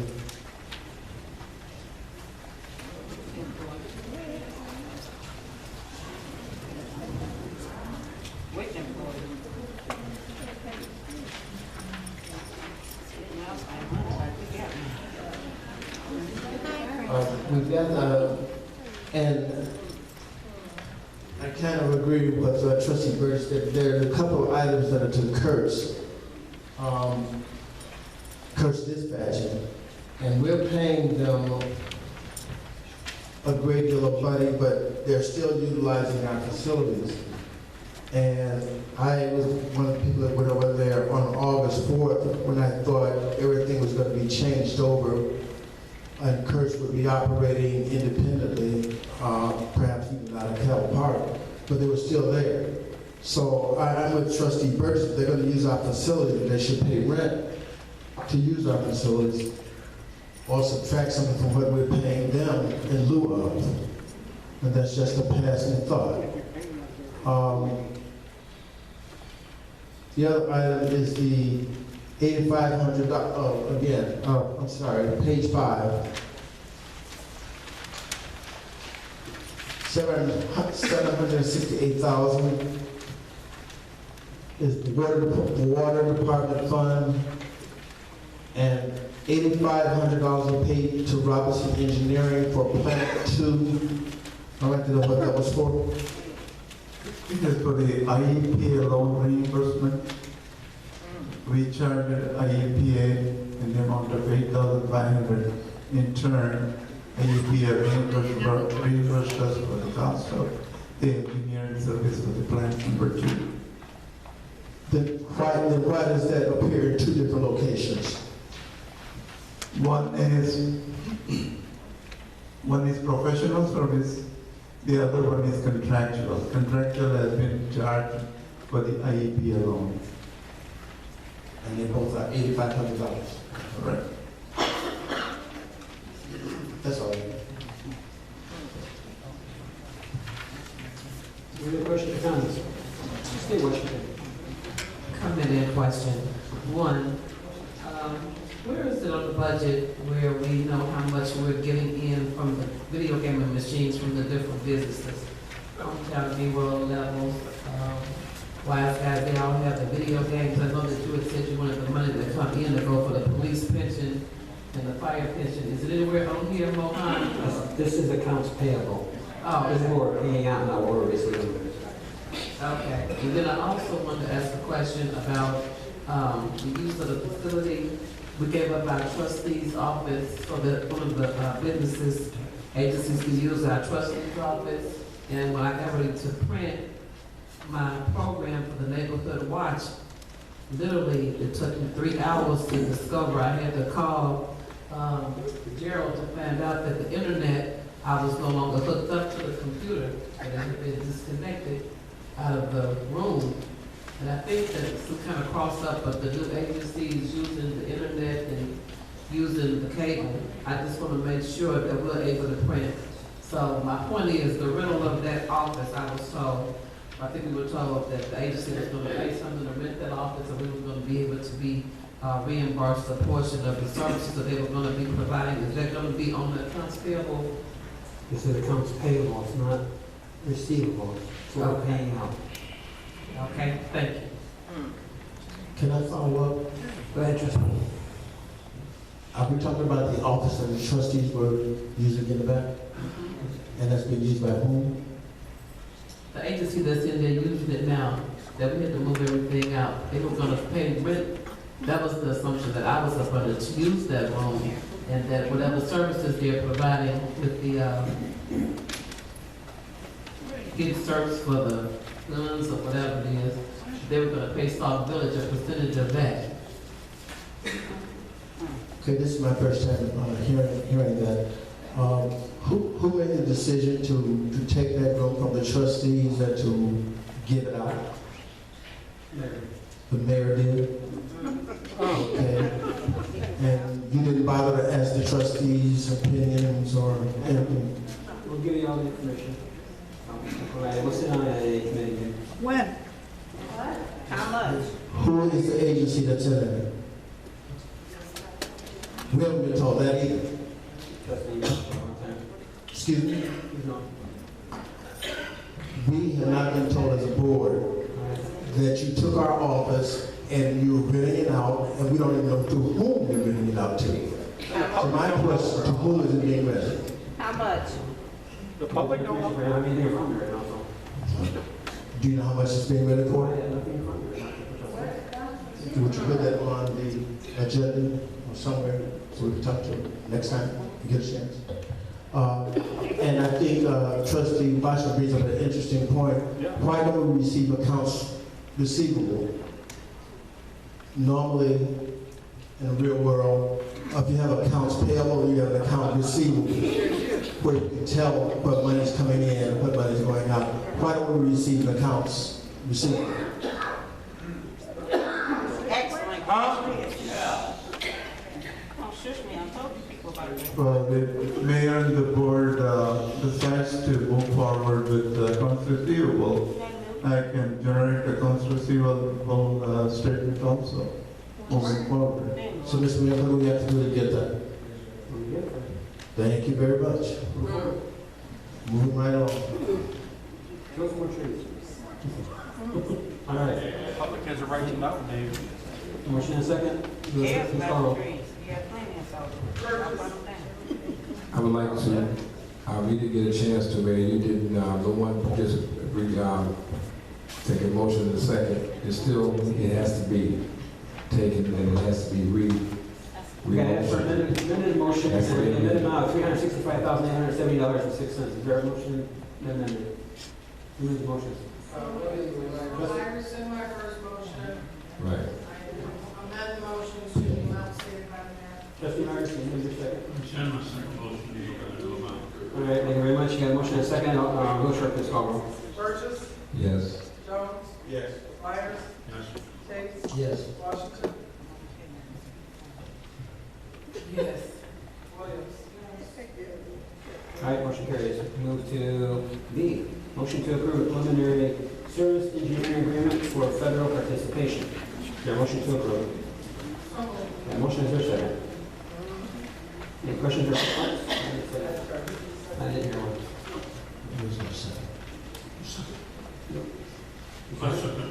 Yeah, Trustee seconded.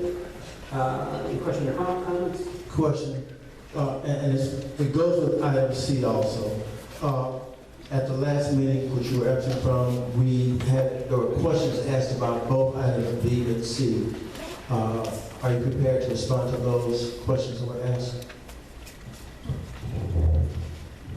No, I didn't get your email.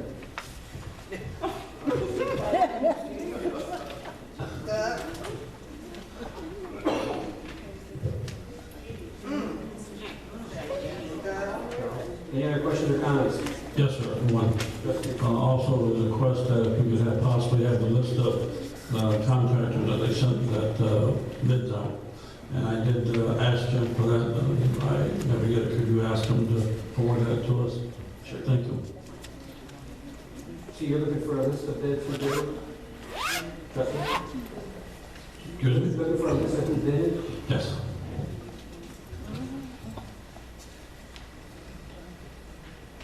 All right. Any other questions or comments? I think we should, since we have questions on the mayor, rather than go to a vote, I think we should table B and C until such time that those trustees have their answers. Mohammed, would you like to answer these questions? It's a motion to table.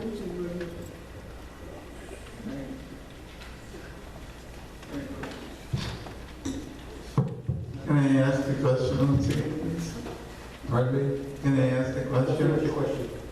But there are a series of questions that were asked that the Mayor Pro Tem said she took notes and gave to you, so could you read them for us?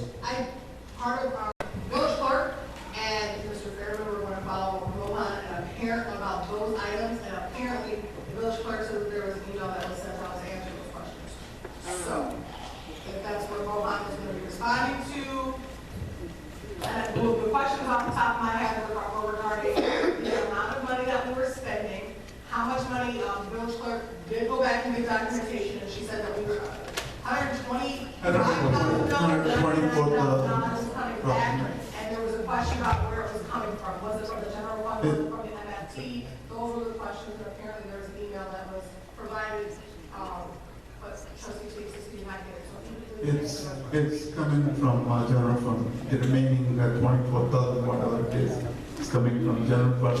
In addition, the 99,000, what we are going to get back from Illinois Department of Transportation will also come from general fund.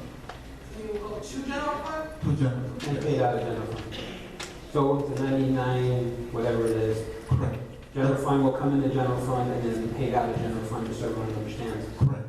It won't go directly toward the payment. We'll receive it and then pay it out. We'll pay. So will we get the $99,000 prior to the submission of 124? No, after the submission of the bill, we will get it. So we get the bill for $124,000, we pay that out, and then we get the $99,000. Correct. When? Our portion will be approximately about 24,000. So, Mr. Mohan, is it after the project has been completed? No, once we bill the Illinois Department of Transportation, we will get back the money right away. Well, When we bill the Illinois Department of Transportation, because they will reimburse us. this wasn't budgeted. This is nothing that was in the budget. So we have to float that money and hope that we get it back. We will get it back soon. That budget. You gotta amend the budget. Speaking with the engineer, Ty Ferrer, Trustee Burke, he said that work is going to be done incrementally.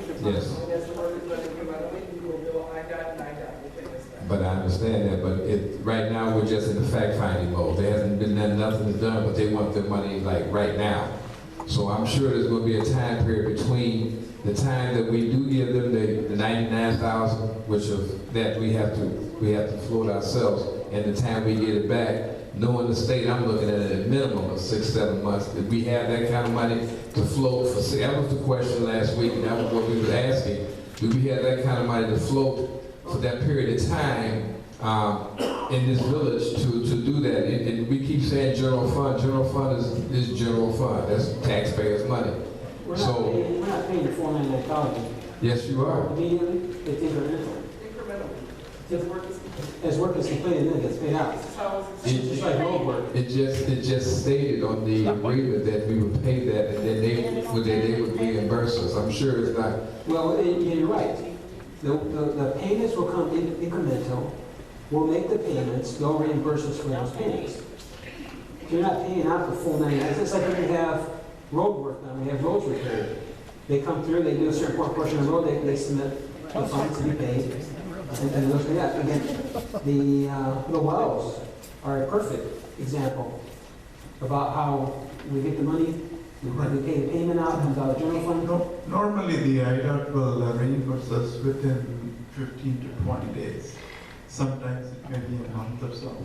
But definitely will. Right now, we were supposed to get up. I mean, I'm just looking, I'm tired, really, of hope that we get, it isn't coming, it's coming, the check's in the mail. In the meantime, we don't have.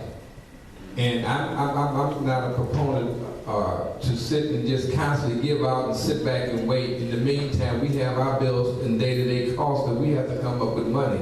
I don't want to come back and tell the resident, the employees that your check may or may not be, or we have to go out and borrow more money from another fund in order to pay payroll. I mean, if this is something we need clarity on. I mean, I didn't see anything in there that stated that that money is going to be incremental. I saw that we had to pay them $124,000, and when the project was over, they would reimburse us. That's what I saw. Now, if anybody saw something different, please show it to me. But I don't think this village has that kind of money to just give them. Okay, they give it back to us. They say in 15 days. We've dealt with the state before, and we know what their record is. They may pay, they may not. What you going to do? You can't sue them. So I'm just looking at not releasing unless I have a clear-cut statement exactly how you're going to pay me back and what increments do you want me to pay you. That was not in that agreement whatsoever. Village Clerk, can you read that, please? Yes, this is the email that was sent out on August 23rd. Can you use the mic? Yes, please. This is the email that was sent out August 23rd, 2015 at 8:21 p.m. Trustees, for all who have not picked up their packets as of yet, there is a 5 p.m. special meeting. The CN application is available for your review. Candlelight and Peterson Avenue are identical. I only copied one. Mohan has verified there is money available in the general fund set aside for the 394 Mark Collins Drive project. Baxter and Woodman has confirmed the work will be done in increments and reimbursed by IDOT. Any questions? Please reach out to Mohan, JW, or myself if we can clarify anything before the meeting. Executive session minutes are available for your review prior to the board meeting. Let me know your availability. Please do not reply all to this message. Respectfully, Village Clerk Debbie Williams. And your point for that reading that was No, we asked a specific question last meeting.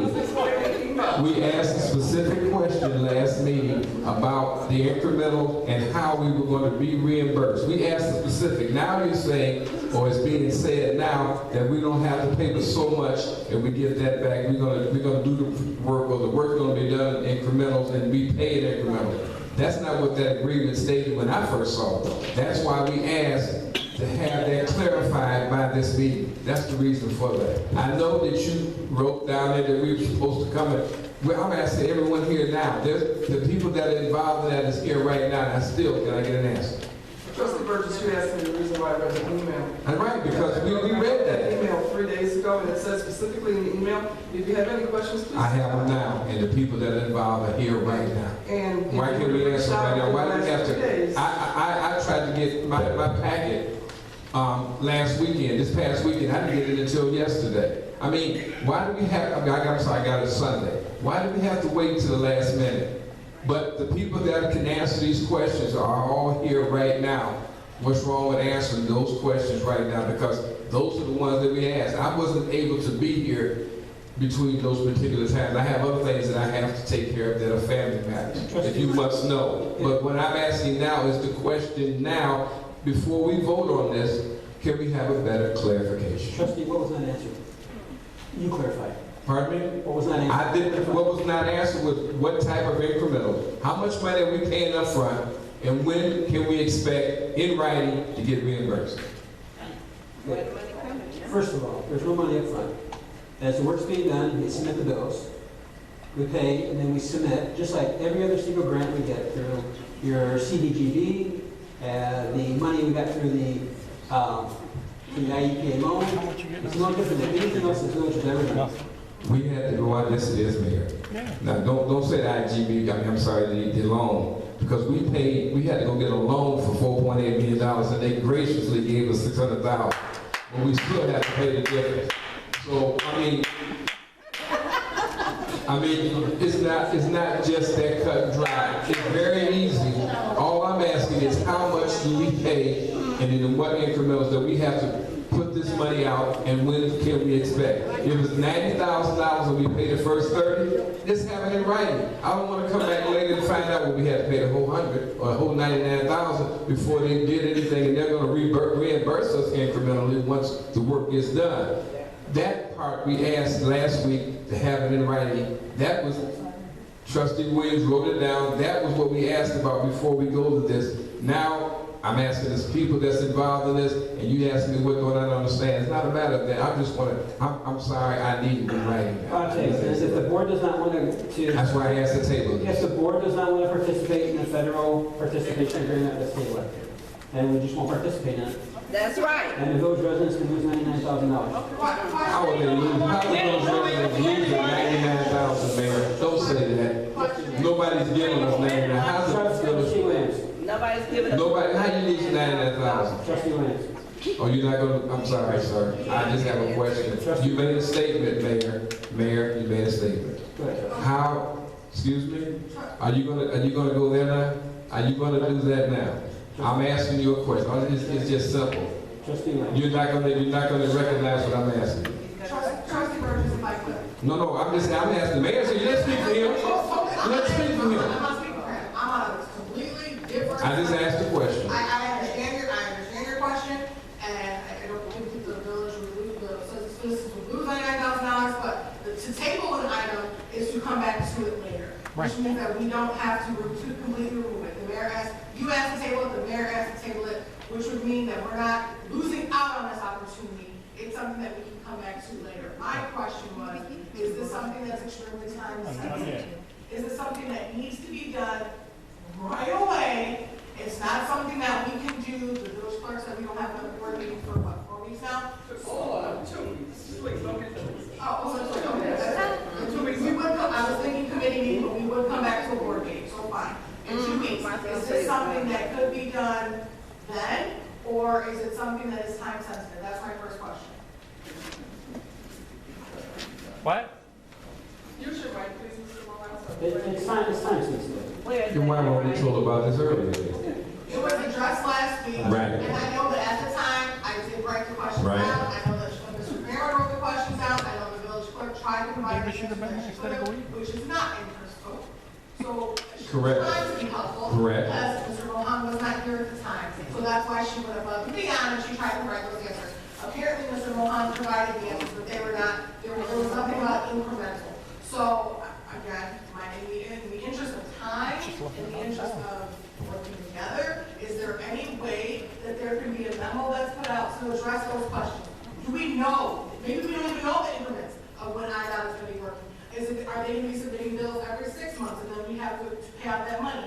How quickly, we can't say what the city of Illinois is going to do about paying us back because like, it just doesn't happen. So as quickly as we would like it, but if there's a time that we have, if we know the work should kind of start on this day, they will be billing 60 to 90 days after that. If you could please provide that to the board, and again, I asked, we bypassed it with the police department for a consensus, but we've done a consensus over email for less than. So if this is something that's time sensitive, can we please have the trustees' answers? And I do take my responsibility in this, that I did not personally forward this on to the mayor, but the village clerk, the village administrator, and the village finance director did come together and talk about this. Maybe they didn't communicate with the mayor, I'm not sure, but they did provide the information, just not every single question that was asked. So, would it behoove the board to provide the information? We can get a consensus over email. We can make sure that the village does not lose this opportunity to go forward, and that way everybody's happy. And thank you, Trustee Williams, because that's what I'm trying to avert. I'm tired of waiting to the last minute, and then all of a sudden, it has to be done right now. We've had meetings for less than, for things that are much more, less important than this. But to tell me tonight that if you don't vote on this right now, we're gonna lose the money. That's like saying if you don't come out and give me the money to buy this, you're gonna lose your opportunity. We're not salesmen here. This is a board. We have time. This is what we're supposed to do. We're supposed to discuss it. We're supposed to find out in a timely manner so we're not put behind the 8 ball at the last minute that if we either take it or don't take it. That's not how government works. I'm just asking that. That's no problem. That items 6, B, and C be tabled pending the village finance director providing the information. We're all under the understanding that once that information is provided, a consensus will be taken at that time, that we can then move forward with this project. I would love to make that motion that we table B and C until such time that we get back with the answers that were asked tonight and last week. And I'm sorry, B2. I'm sorry, B. B, C, and D. No, D is different. Is there a motion to reconsider, just reconsider the motion in a second? Trustee Williams and trustee Myers have to rescind the original motion. I rescind my original motion. All right, so do we have a motion to table items B and C? Until such time we get the information back, hopefully as soon as possible, so we can move forward with this, since there is a time-sensitive issue here. That was a motion. That was a motion. In writing. Motion and second? I would like that motion amended to answer all of the questions that were asked last week. There weren't just 3 questions that were asked. Regarding. On these two topics,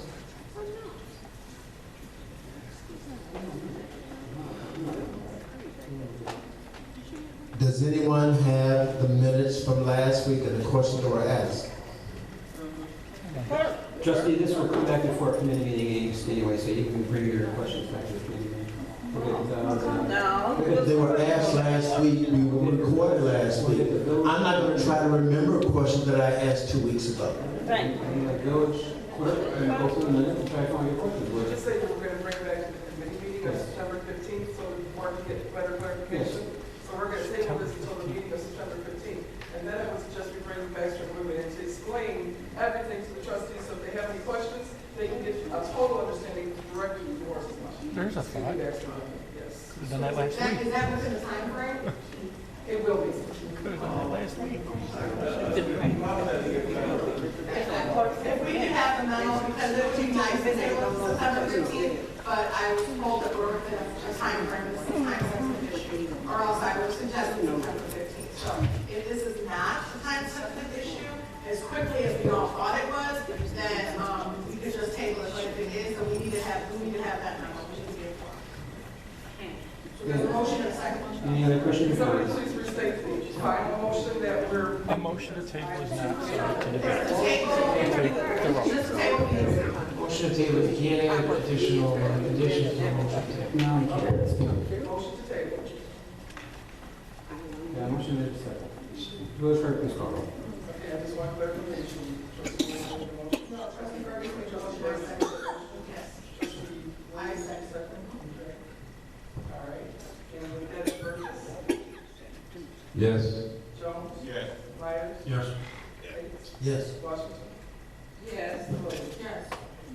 Motion carries. Item D, motion to approve Village Sauk Village noise mitigation measures applications for Houston Avenue and County Village. Your motion to approve. Second. Motion second. Any questions or comments? So, and just so we make sure you realize, this is with the changes that were made during the 5 o'clock meetings. So, all right. For the contract, and as far as the contractors. All right. The village clerk, please call roll. Burgess. Yes. Jones. Yes. Myers. Yes. Bates. Yes. Washington. Yes. Williams. Yes. Motion carries. Item E, motion to approve 2015, is there a motion to approve? So moved. I have a motion, is there a second? Second. A motion is second, any questions or comments? Hearing none, village clerk, please call roll. Burgess. Yes. Jones. Yes. Myers. Yes. Bates. Yes. Washington. Yes. Williams. Motion carries. Item H, motion to approve release of all claims for Robert Fox, is there a motion to approve?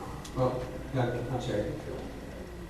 Contentious upon the signature of law firm and Robert Fox signature. Restate the motion. Mayor, the motion can read, a motion to approve the release of all claims presented by Robert Fox, contingent upon the signature of Ansel Lincoln and Robert Fox on all settlement release documents. Is there a motion to approve? So moved. Yeah, motion second, any questions or comments? Question, I thought we were going to, you're saying that we have to do this now, so I have no problem with that, but just want to make sure that that happens before they need anything. That's all. It's contingent upon that. Okay. Yes. Okay, hearing none, village clerk, please call roll. Burgess. Yes. Jones. Yes. Myers. Yes. Bates. Yes. Washington. Yes. Williams. Yes.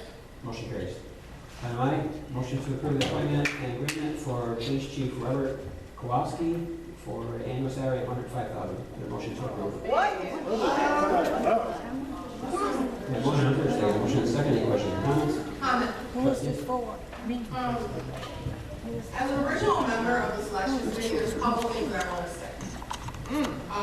First of all, I'd like to say that there was an abundance of extremely qualified candidates.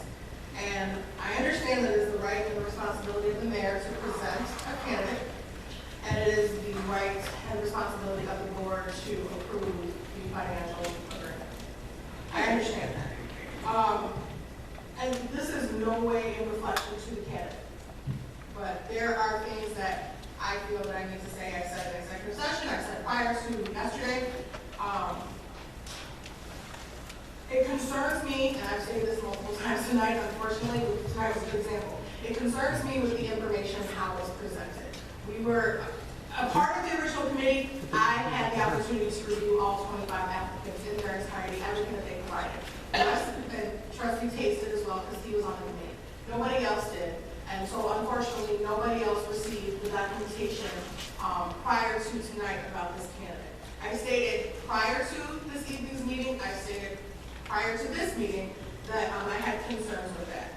I'm asking that, and I said I would say this publicly, I am asking that in the future, again, that we learn from this mistake. I'm asking that the information be provided so that people can make educated decisions.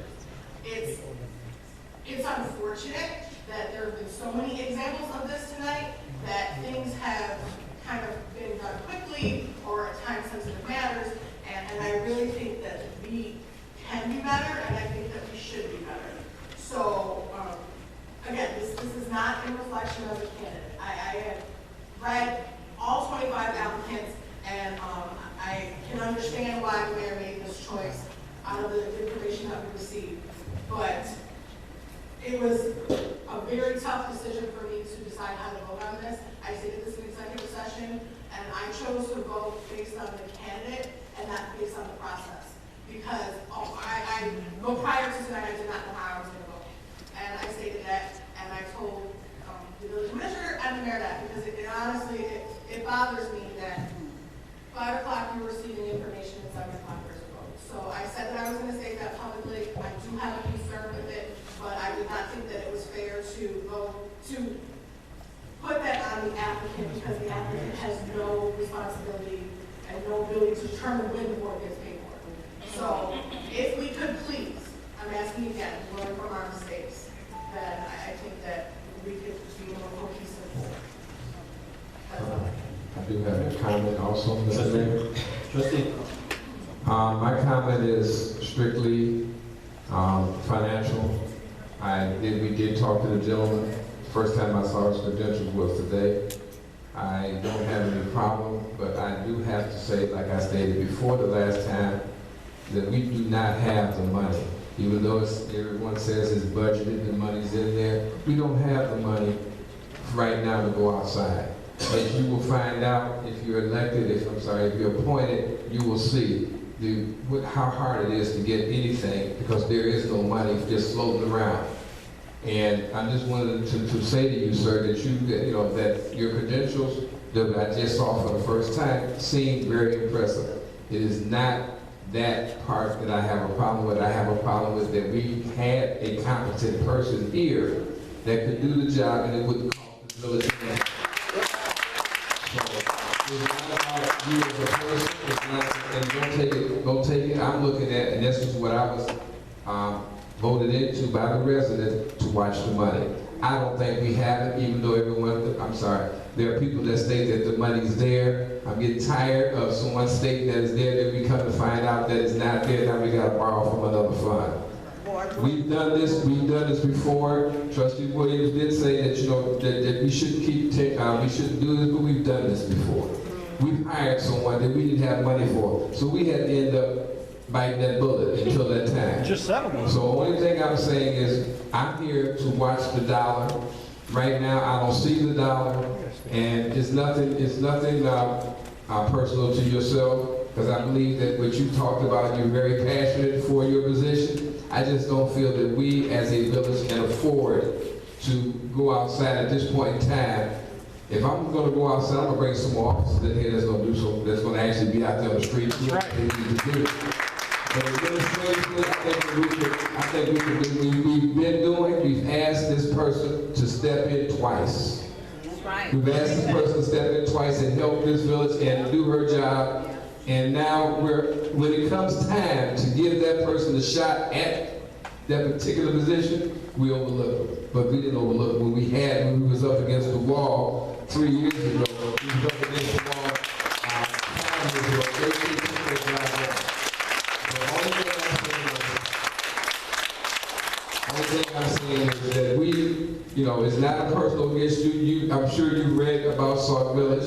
We just right now don't have the money. People are moving out. Businesses are gone. I don't see where we got any new money in this year. Right. There's people that are moving out, but I'm very optimistic. I love Sauk Village. I want to see it move forward, but right now we can't afford the Cadillac. There you go. We can't afford. Everyone wants a Cadillac, but right now we can only afford the Volkswagen, and we have to deal with what we have. That's all.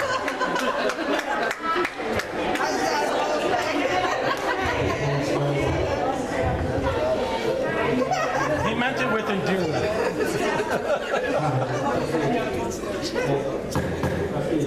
Trustee Williams mentioned that it wasn't so much the process. For me, it's the process. That's where it starts. I've sat on selection committees, nomination committees, promotion committees. I have never, and I said it in the back room, so I'm not saying anything new, I have never seen anything as dysfunctional as this process was. As a committee of 3 people, we never met one time, collectively, and talked about what we were going to do. It wasn't done. So we were 3 individuals. Committee, throw that word out. We were 3 individuals selecting people. I just met this gentleman tonight. I had seen his resume before. So I'm with the other trustees who made the statement. It's nothing personal. This is about business. This is about process. If you do it right, more than likely, you're going to end up doing it right. And this was done wrong from the beginning, from the very beginning. You got a question? Okay, well, life is a process. You put your shoes on, you get up, you go along with your daily routine. Hiring is definitely a process. I was voted in for a change, and it's time to stop right now. And we need to be responsible as trustees, and we need to change the process. The process needs to be improved, and it needs to start right now. Thank you, Mr. Mayor. First of all, I just want to say that's why I have to ask, and I did ask, the mayor, do we have the money in the budget? Because we never see how much money is coming in. We don't know all of the different grants that were pending that have come through. We don't know. That's why I have to ask, do we have the money for this? Are people paying for this service that they said they were going to pay for? Are we getting money in from the gaming machines? How much is coming in? We don't know how much money is coming in. But when I ask you, do we have the money? You said the money's in the budget. It's not a problem. I have to go by what you say until you give us something. You're right. And I'm glad that Mohammed will start giving us a report of all the money that's coming in so we can actually see how much money we have and how much money that we can work with. I think that the gentleman's resume was beyond outstanding. And like I said, it's nothing personal, but I do want to do what's best for the residents and what's best for the village. And I also want to, make sure that we have the money. Although people say we don't, that you're the mayor, you know things, you give us information, some information you don't give us, some information Mohan had, you don't release so much. But that's why I always ask, like I did, when I asked Deputy Chief about when we voted for that contract. We need this now. He said, we need this now. Because we don't have money that's coming in front of us that we can see on a monthly basis or on a bi-monthly basis. We don't get it. So you say we have the money in the budget for the police chief? Well, that's what we have to go back to. So we get all the reports. And it doesn't bother me when anybody say, because I'm my own person and I have my own mind, but until you know all of the facts and know everything that's going on, until you talk to people and really know everything that's going on, Whatever you think is just that, is what you think, because you don't know until you've been shown documented proof of what actually is happening. It's not what you think all the time. And that was my report. We did, please order. We did talk about this. The money was budgeted for the police chief position. It was discussed during the budget meetings. We knew at the time that we had a police chief retiring. So this is a replacement for that position, and it was budgeted for this position. We got the money. Have the facts. Any questions, comments? Hearing none, will the clerk please call the roll? Burgess. No. Jones. No. Myers. Yes. Tate. No. Washington. Yes. Williams. Motion carries. I just want to give a little bit, just let the residents know, tonight we appointed as chief, just give a little bit of his resume. I already got it. Robert Kowalski, I'll go backwards here, was a police officer for Village of Forest Park for 10 years. He was assistant senior resident agent for the FBI for a total of 7 years. He was a special agent for the FBI for a total of 4 years. Supervisory special agent for the FBI for 6. Counterintelligence, strategic partnership, infra guard coordinator for, it looks like a total of, addition wrong, for 3 years. National Director of Security, short stint for 3 years. Chief of the DuPage County Office of Homeland Security Emergency Management for just a 1 year, and then he's currently, which you're looking from come forward to Sauk Village, but he's currently the Director of Public Safety and Security, Chief of Police for the Cook County Health and Hospital Systems, which is the Cook County and also Oak Forest, and also oversees others. So maybe we'll have an official swearing in at another time. But if you get a chance, you might want to stop by. If you would, just stand up so that everyone can see you tonight.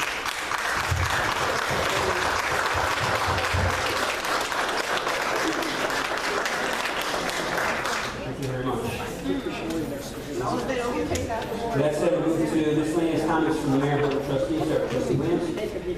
Couple items, as I stated before, I did not provide the questions that I had written down to the mayor, as I stated last time, I put them in his box, and I thought that maybe emailing them was better. I have not had a chance to do that, so I do apologize, and I'm doing my best to try to provide them within the week.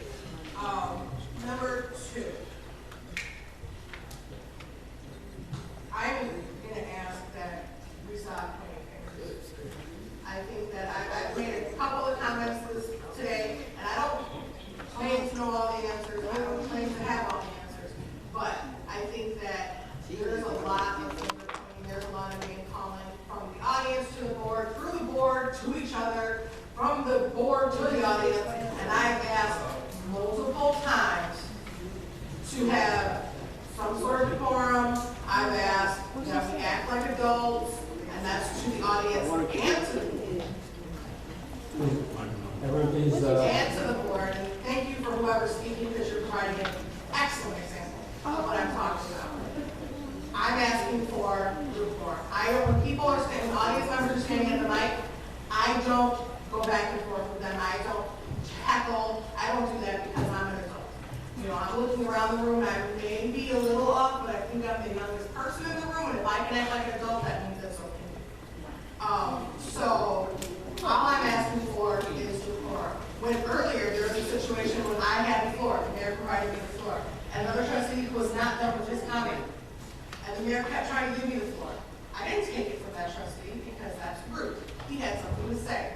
I can wait. I can wait to say what I have to say. Some people can't. That's fine. All I'm asking for is that we understand that we're not going to agree on everything. That's okay. I don't want everybody to agree with me. I'm okay with it. But do we have to demote ourselves to that child? Do we have to bring ourselves out to that level? And I'm talking to every person that's elected, and I'm talking to every person who takes the time out of their day to come here to watch the show, as it's been stated multiple times. Okay? I'm not getting paid to be an actor, so I don't want to be in a show. So So unless we start bumping up some salaries to make me an actress, and then, hey, I'm going for it, but I'm not. So can we please, I'm asking for it again. This is not my fifth time since May, asking for decorum, asking for people to be adults in the situation, okay? And again, I can't stress it enough. Communication. If we could please be better about communication, whether that's written, whether that's oral, I don't care your opinion, I don't care. But if we could, A, know things before the public does, B, have all the information so we can make informed decisions, and C, be able to discuss it as adults, I think that would just be better for everybody. If we could set that example. Because when we get up here and we don't know what's going on and we go back and forth with each other, we are inviting that from the audience. We are telling them that it is okay to disrespect a board meeting process by heckling, by going back and forth, by disagreeing publicly and name calling or whatever. So, you cannot put the responsibility and the blame on the audience because it starts from up here. That's how we allow people to act. So again, I'm asking this our fifth time publicly, if we could be better. That's all I ask. Trustee Marshall.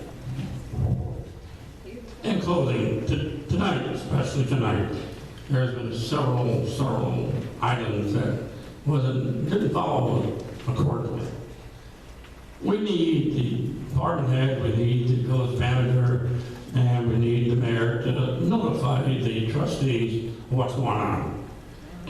Tonight, we walk in here, we got a package, and it's Owens Group. This is not the first time, this is about the second or third time that the Owens Group has completely walked over the board and made a decision that we didn't know anything about. There you go. Mr. Mayor, there you go. We need to get the board back together, and at least before you call the insurance company, let us know what the hell is going on. There you go, And it didn't happen. First time we got any emotion at all, when the deputy chief sent us then we still didn't get all the information until we walked in here tonight. There you go, Mike. It's a bunch of BS. All right. I'm just asking everybody, let's start working together. Let's get the show on the road. Let's start moving on down the straight end. Thank you. My first comment goes to Deputy Chief. I think you were treated rudely earlier, and I apologize for that.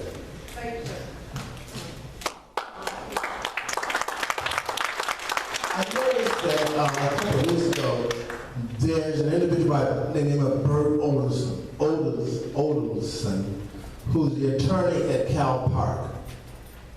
And is this the same individual that's our attorney also? Yes. Oh, I realize that. I'm asking the question. And we've asked this question several times about attorneys that are representing different entities.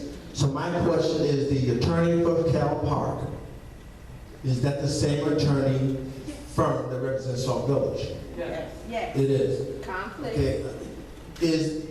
Does that, maybe it's just me, does anyone see a possibility of viewing that as a conflict of interest? We do. Because we understand she also presented on Cal Park. She's from my office, she's a partner of my office. Okay, so as the second attorney, well, it's your office, let's say that. This does both. We're negotiating against ourselves. How can we sign an agreement or present an agreement, and then the attorney leaves our office and goes to Cal Park and takes their considerations into effect and bring them back to us? If people are, in my way of viewing the world, people getting divorces have different attorneys. Yeah, there you go. Why do we have the same attorney?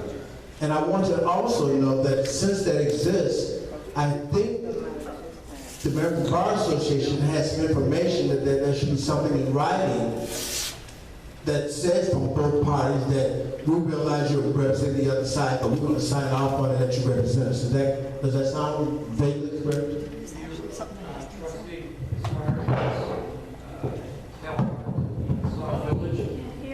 As far as Cal Park and Sauk Village, I don't know what negotiations you're talking about. If you're talking about the dispatch in CalCom, then it's a separate entity from the Village of Calumet Park.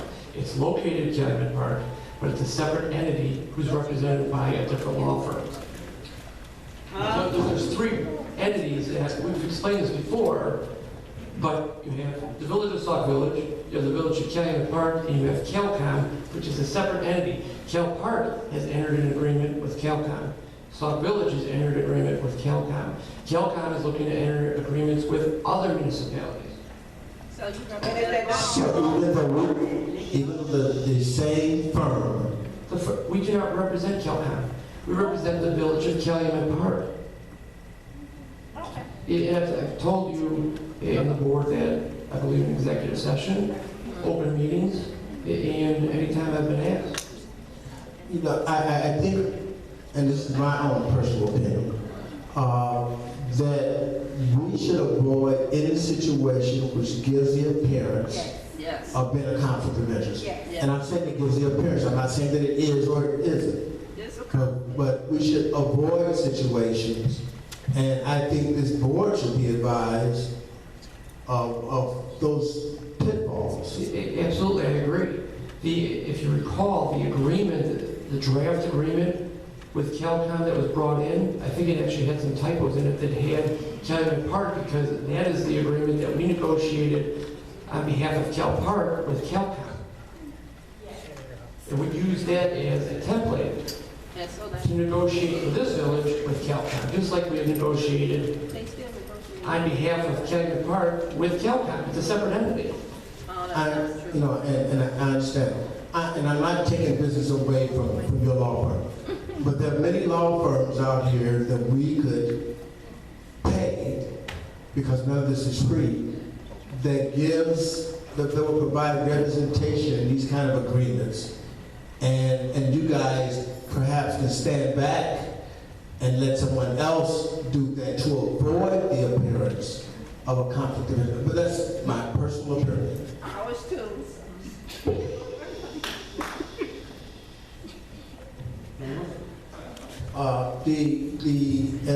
I kind of piggyback on Trustee Williams' comment about decorum in the meetings.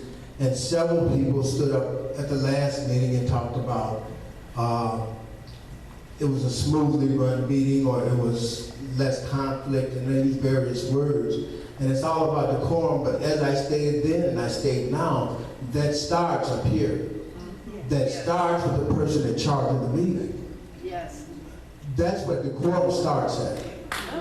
And if I respect you, if I'm running the meeting, I respect you, I expect you to return that respect to me. Thank you. But if I disrespect you and you go crazy, then I burn you. No, it's all. So I think decorum starts here. There you go. Right, got it. That's all I have. Trustee Jones.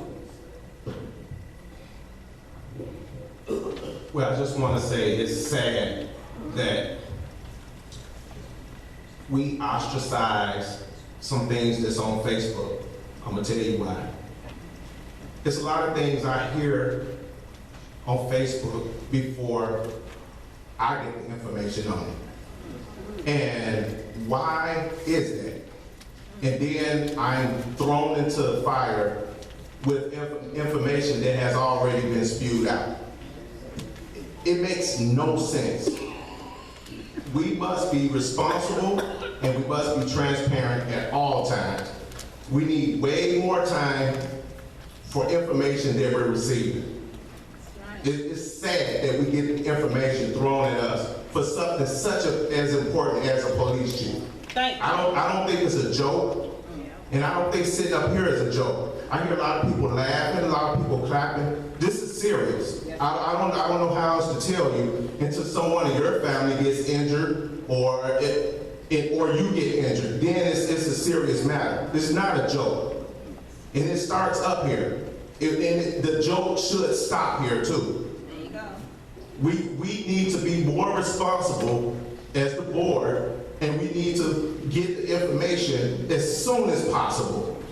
Withholding information from your trustees is just not the right thing to do. And it's going to continue to be a joke in here until we get the information.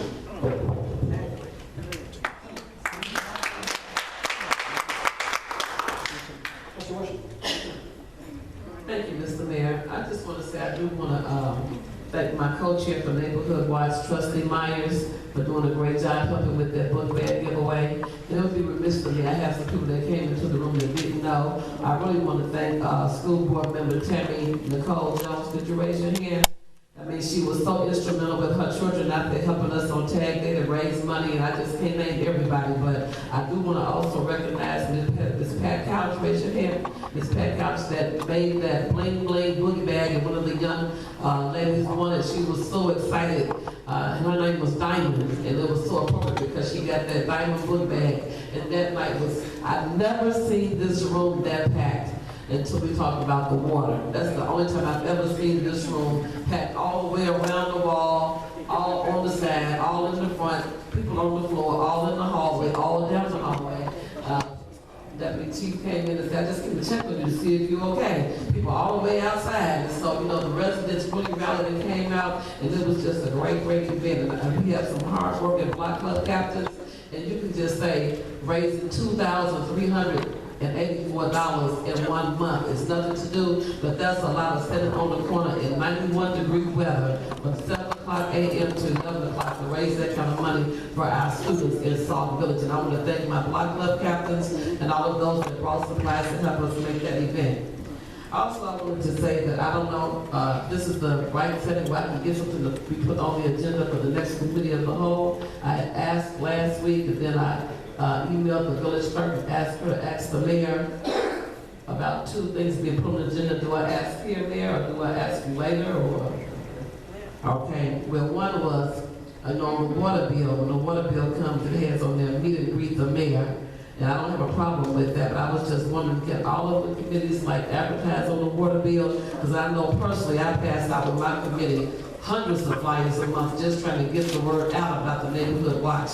If it could be on the water bill, mailed straight to the houses, that would be a great help to the neighborhood watch. And then number 2, I was approached by the owners of the local establishments, Levels and Wise Guys. I wanted to know if we could put it on the agenda to revisit them being able to keep their license at the 4 o'clock a.m. Basically, they're ready to move out of Sauk Village and to go because it's not feasible for them to close at 1 o'clock. That means the lights out, the doors closed, you have to have all the money counted, and everything's shut down if you get a fine at 1 o'clock. They're prepared to come and possibly bring a petition of residents that don't want to go outside of the village. Granted, some people don't want to go to an establishment where there's alcohol, but you have residents that do. And we have to cater to all of the residents of Sauk Village. So I told them that I would ask for it to be put on the agenda for discussion, and those 2 things I want to know, if it could be put on the next committee of the whole, about all of us being able to meet, like I'm talking about my committee, being able to advertise on the water bill and about the agenda for the establishments for their liquor license to be moved back to 4 a.m. I know in particular one said that he was grandfathered in for that 4 a.m. and did over $10,000 for renovation, and that had to close at 1.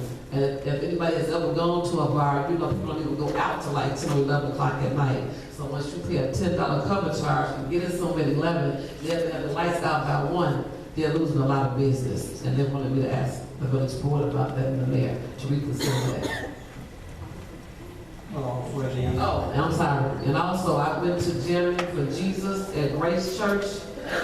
And that was a wonderful event at Pastor Melanie's seat, and I really had a great time. Not only did they have corn dog roast, and they had entertainment, and they had Christian line dance, and they had a band to let you know if you're having a stroke or a heart attack, so I'm glad to know that I wasn't having one.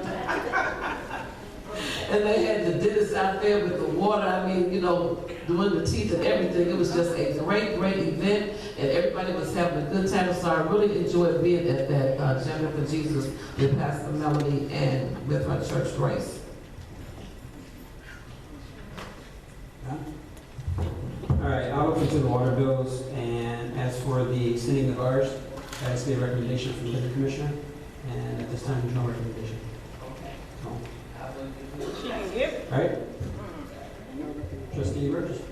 Yes, thank you, Mr. Mayor. I do have a few things I want to say, as always, but first of all and foremost, at our town hall meeting, I was honored to give honor to our fire chief for all the years that he served here in this village, and I presented him out of my money a plaque of appreciation that he deserved a long time ago, but I was glad to be able to do it. I believe in smelling your roses before time. So I just wanted to say I did enjoy that. Everyone that came out and saw it, I'm sure it was out there, that I enjoyed doing that because this young man deserves that. And I just want to say that I appreciate it.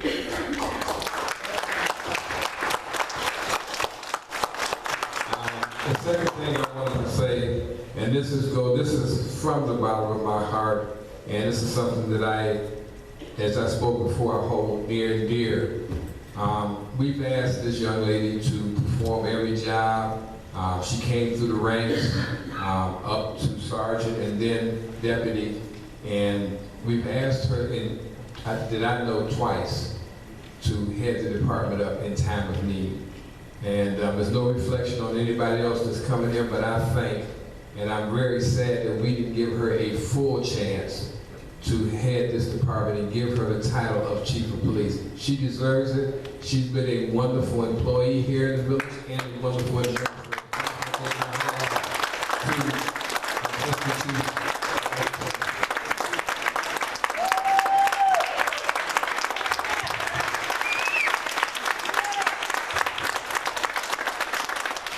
I just also want to say to the incoming chief, Mr. Kowalski, there's nothing against, anything personal against you. You do see that what you have in store for you. I'm sure you've dealt with municipalities before, but I can tell you this, that your department, as far as I know, they're very efficient. They need people like everyone else here. All the department heads, we need to add more people. I can name a few, but I'm not going to go into that. But I'm sure that they're going to work with you because they are professionals. And like I stated before, it wasn't anything personal. We just don't have the money, sir. But the board voted it out. I guess we have to find some kind of way to pay this money. But congratulations and welcome to Sauk Village. And that concludes our last.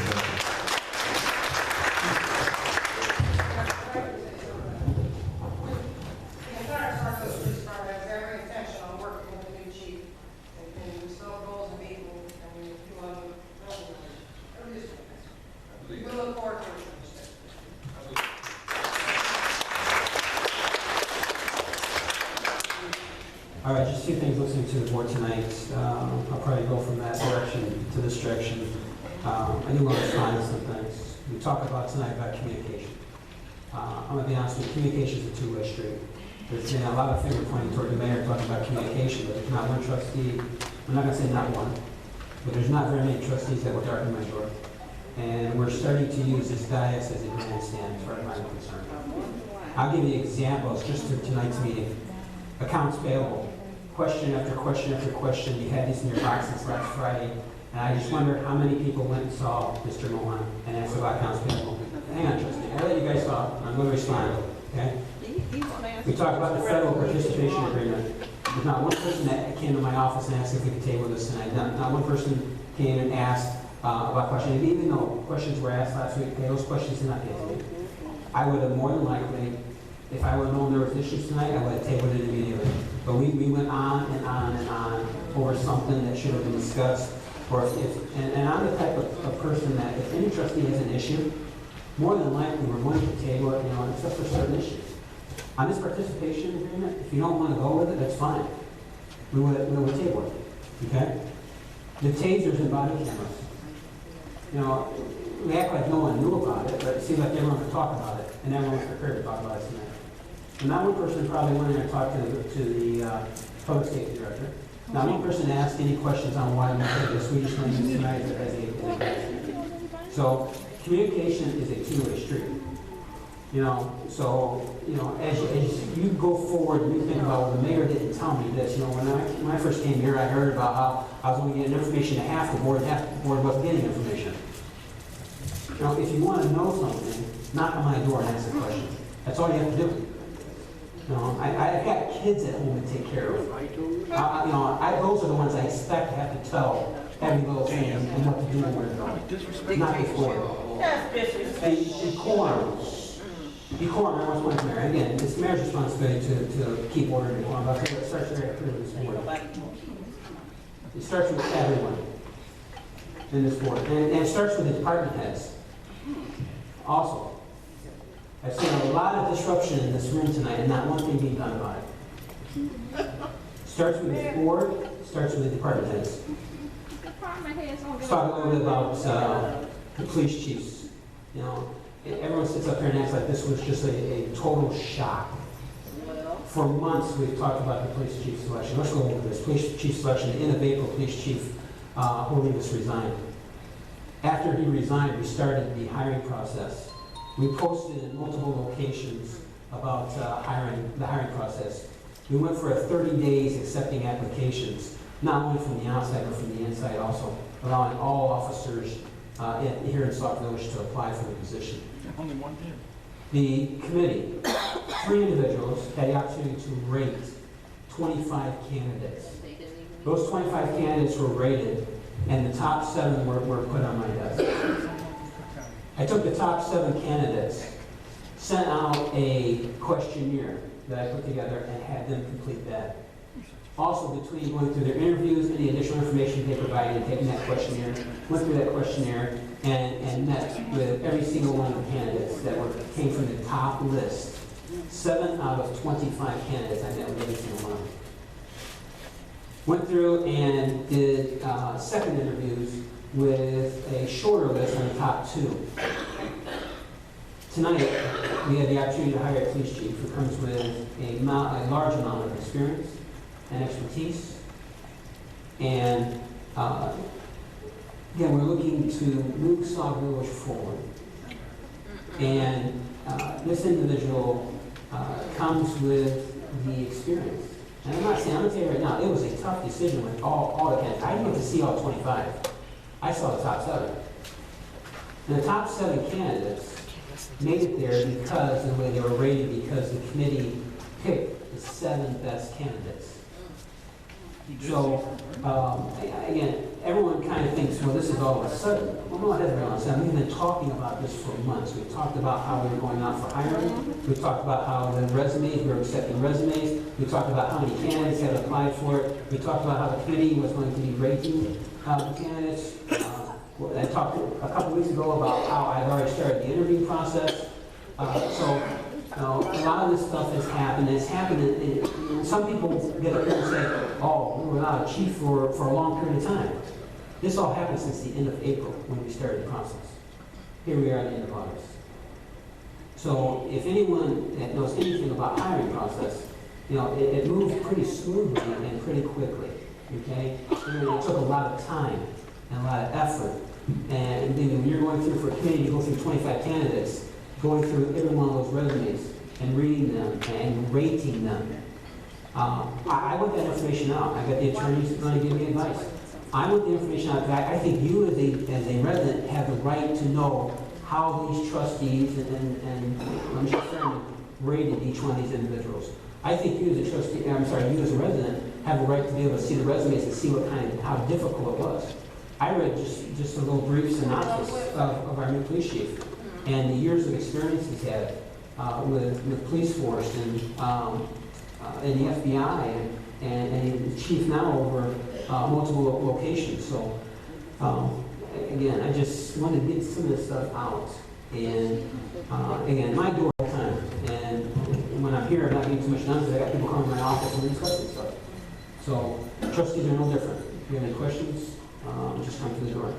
So that said, ask for a motion to adjourn. You screwed Becky. So moved. Yeah, motion, is there a second? Second. All in favor, say aye. Aye. Motion. Meeting adjourned.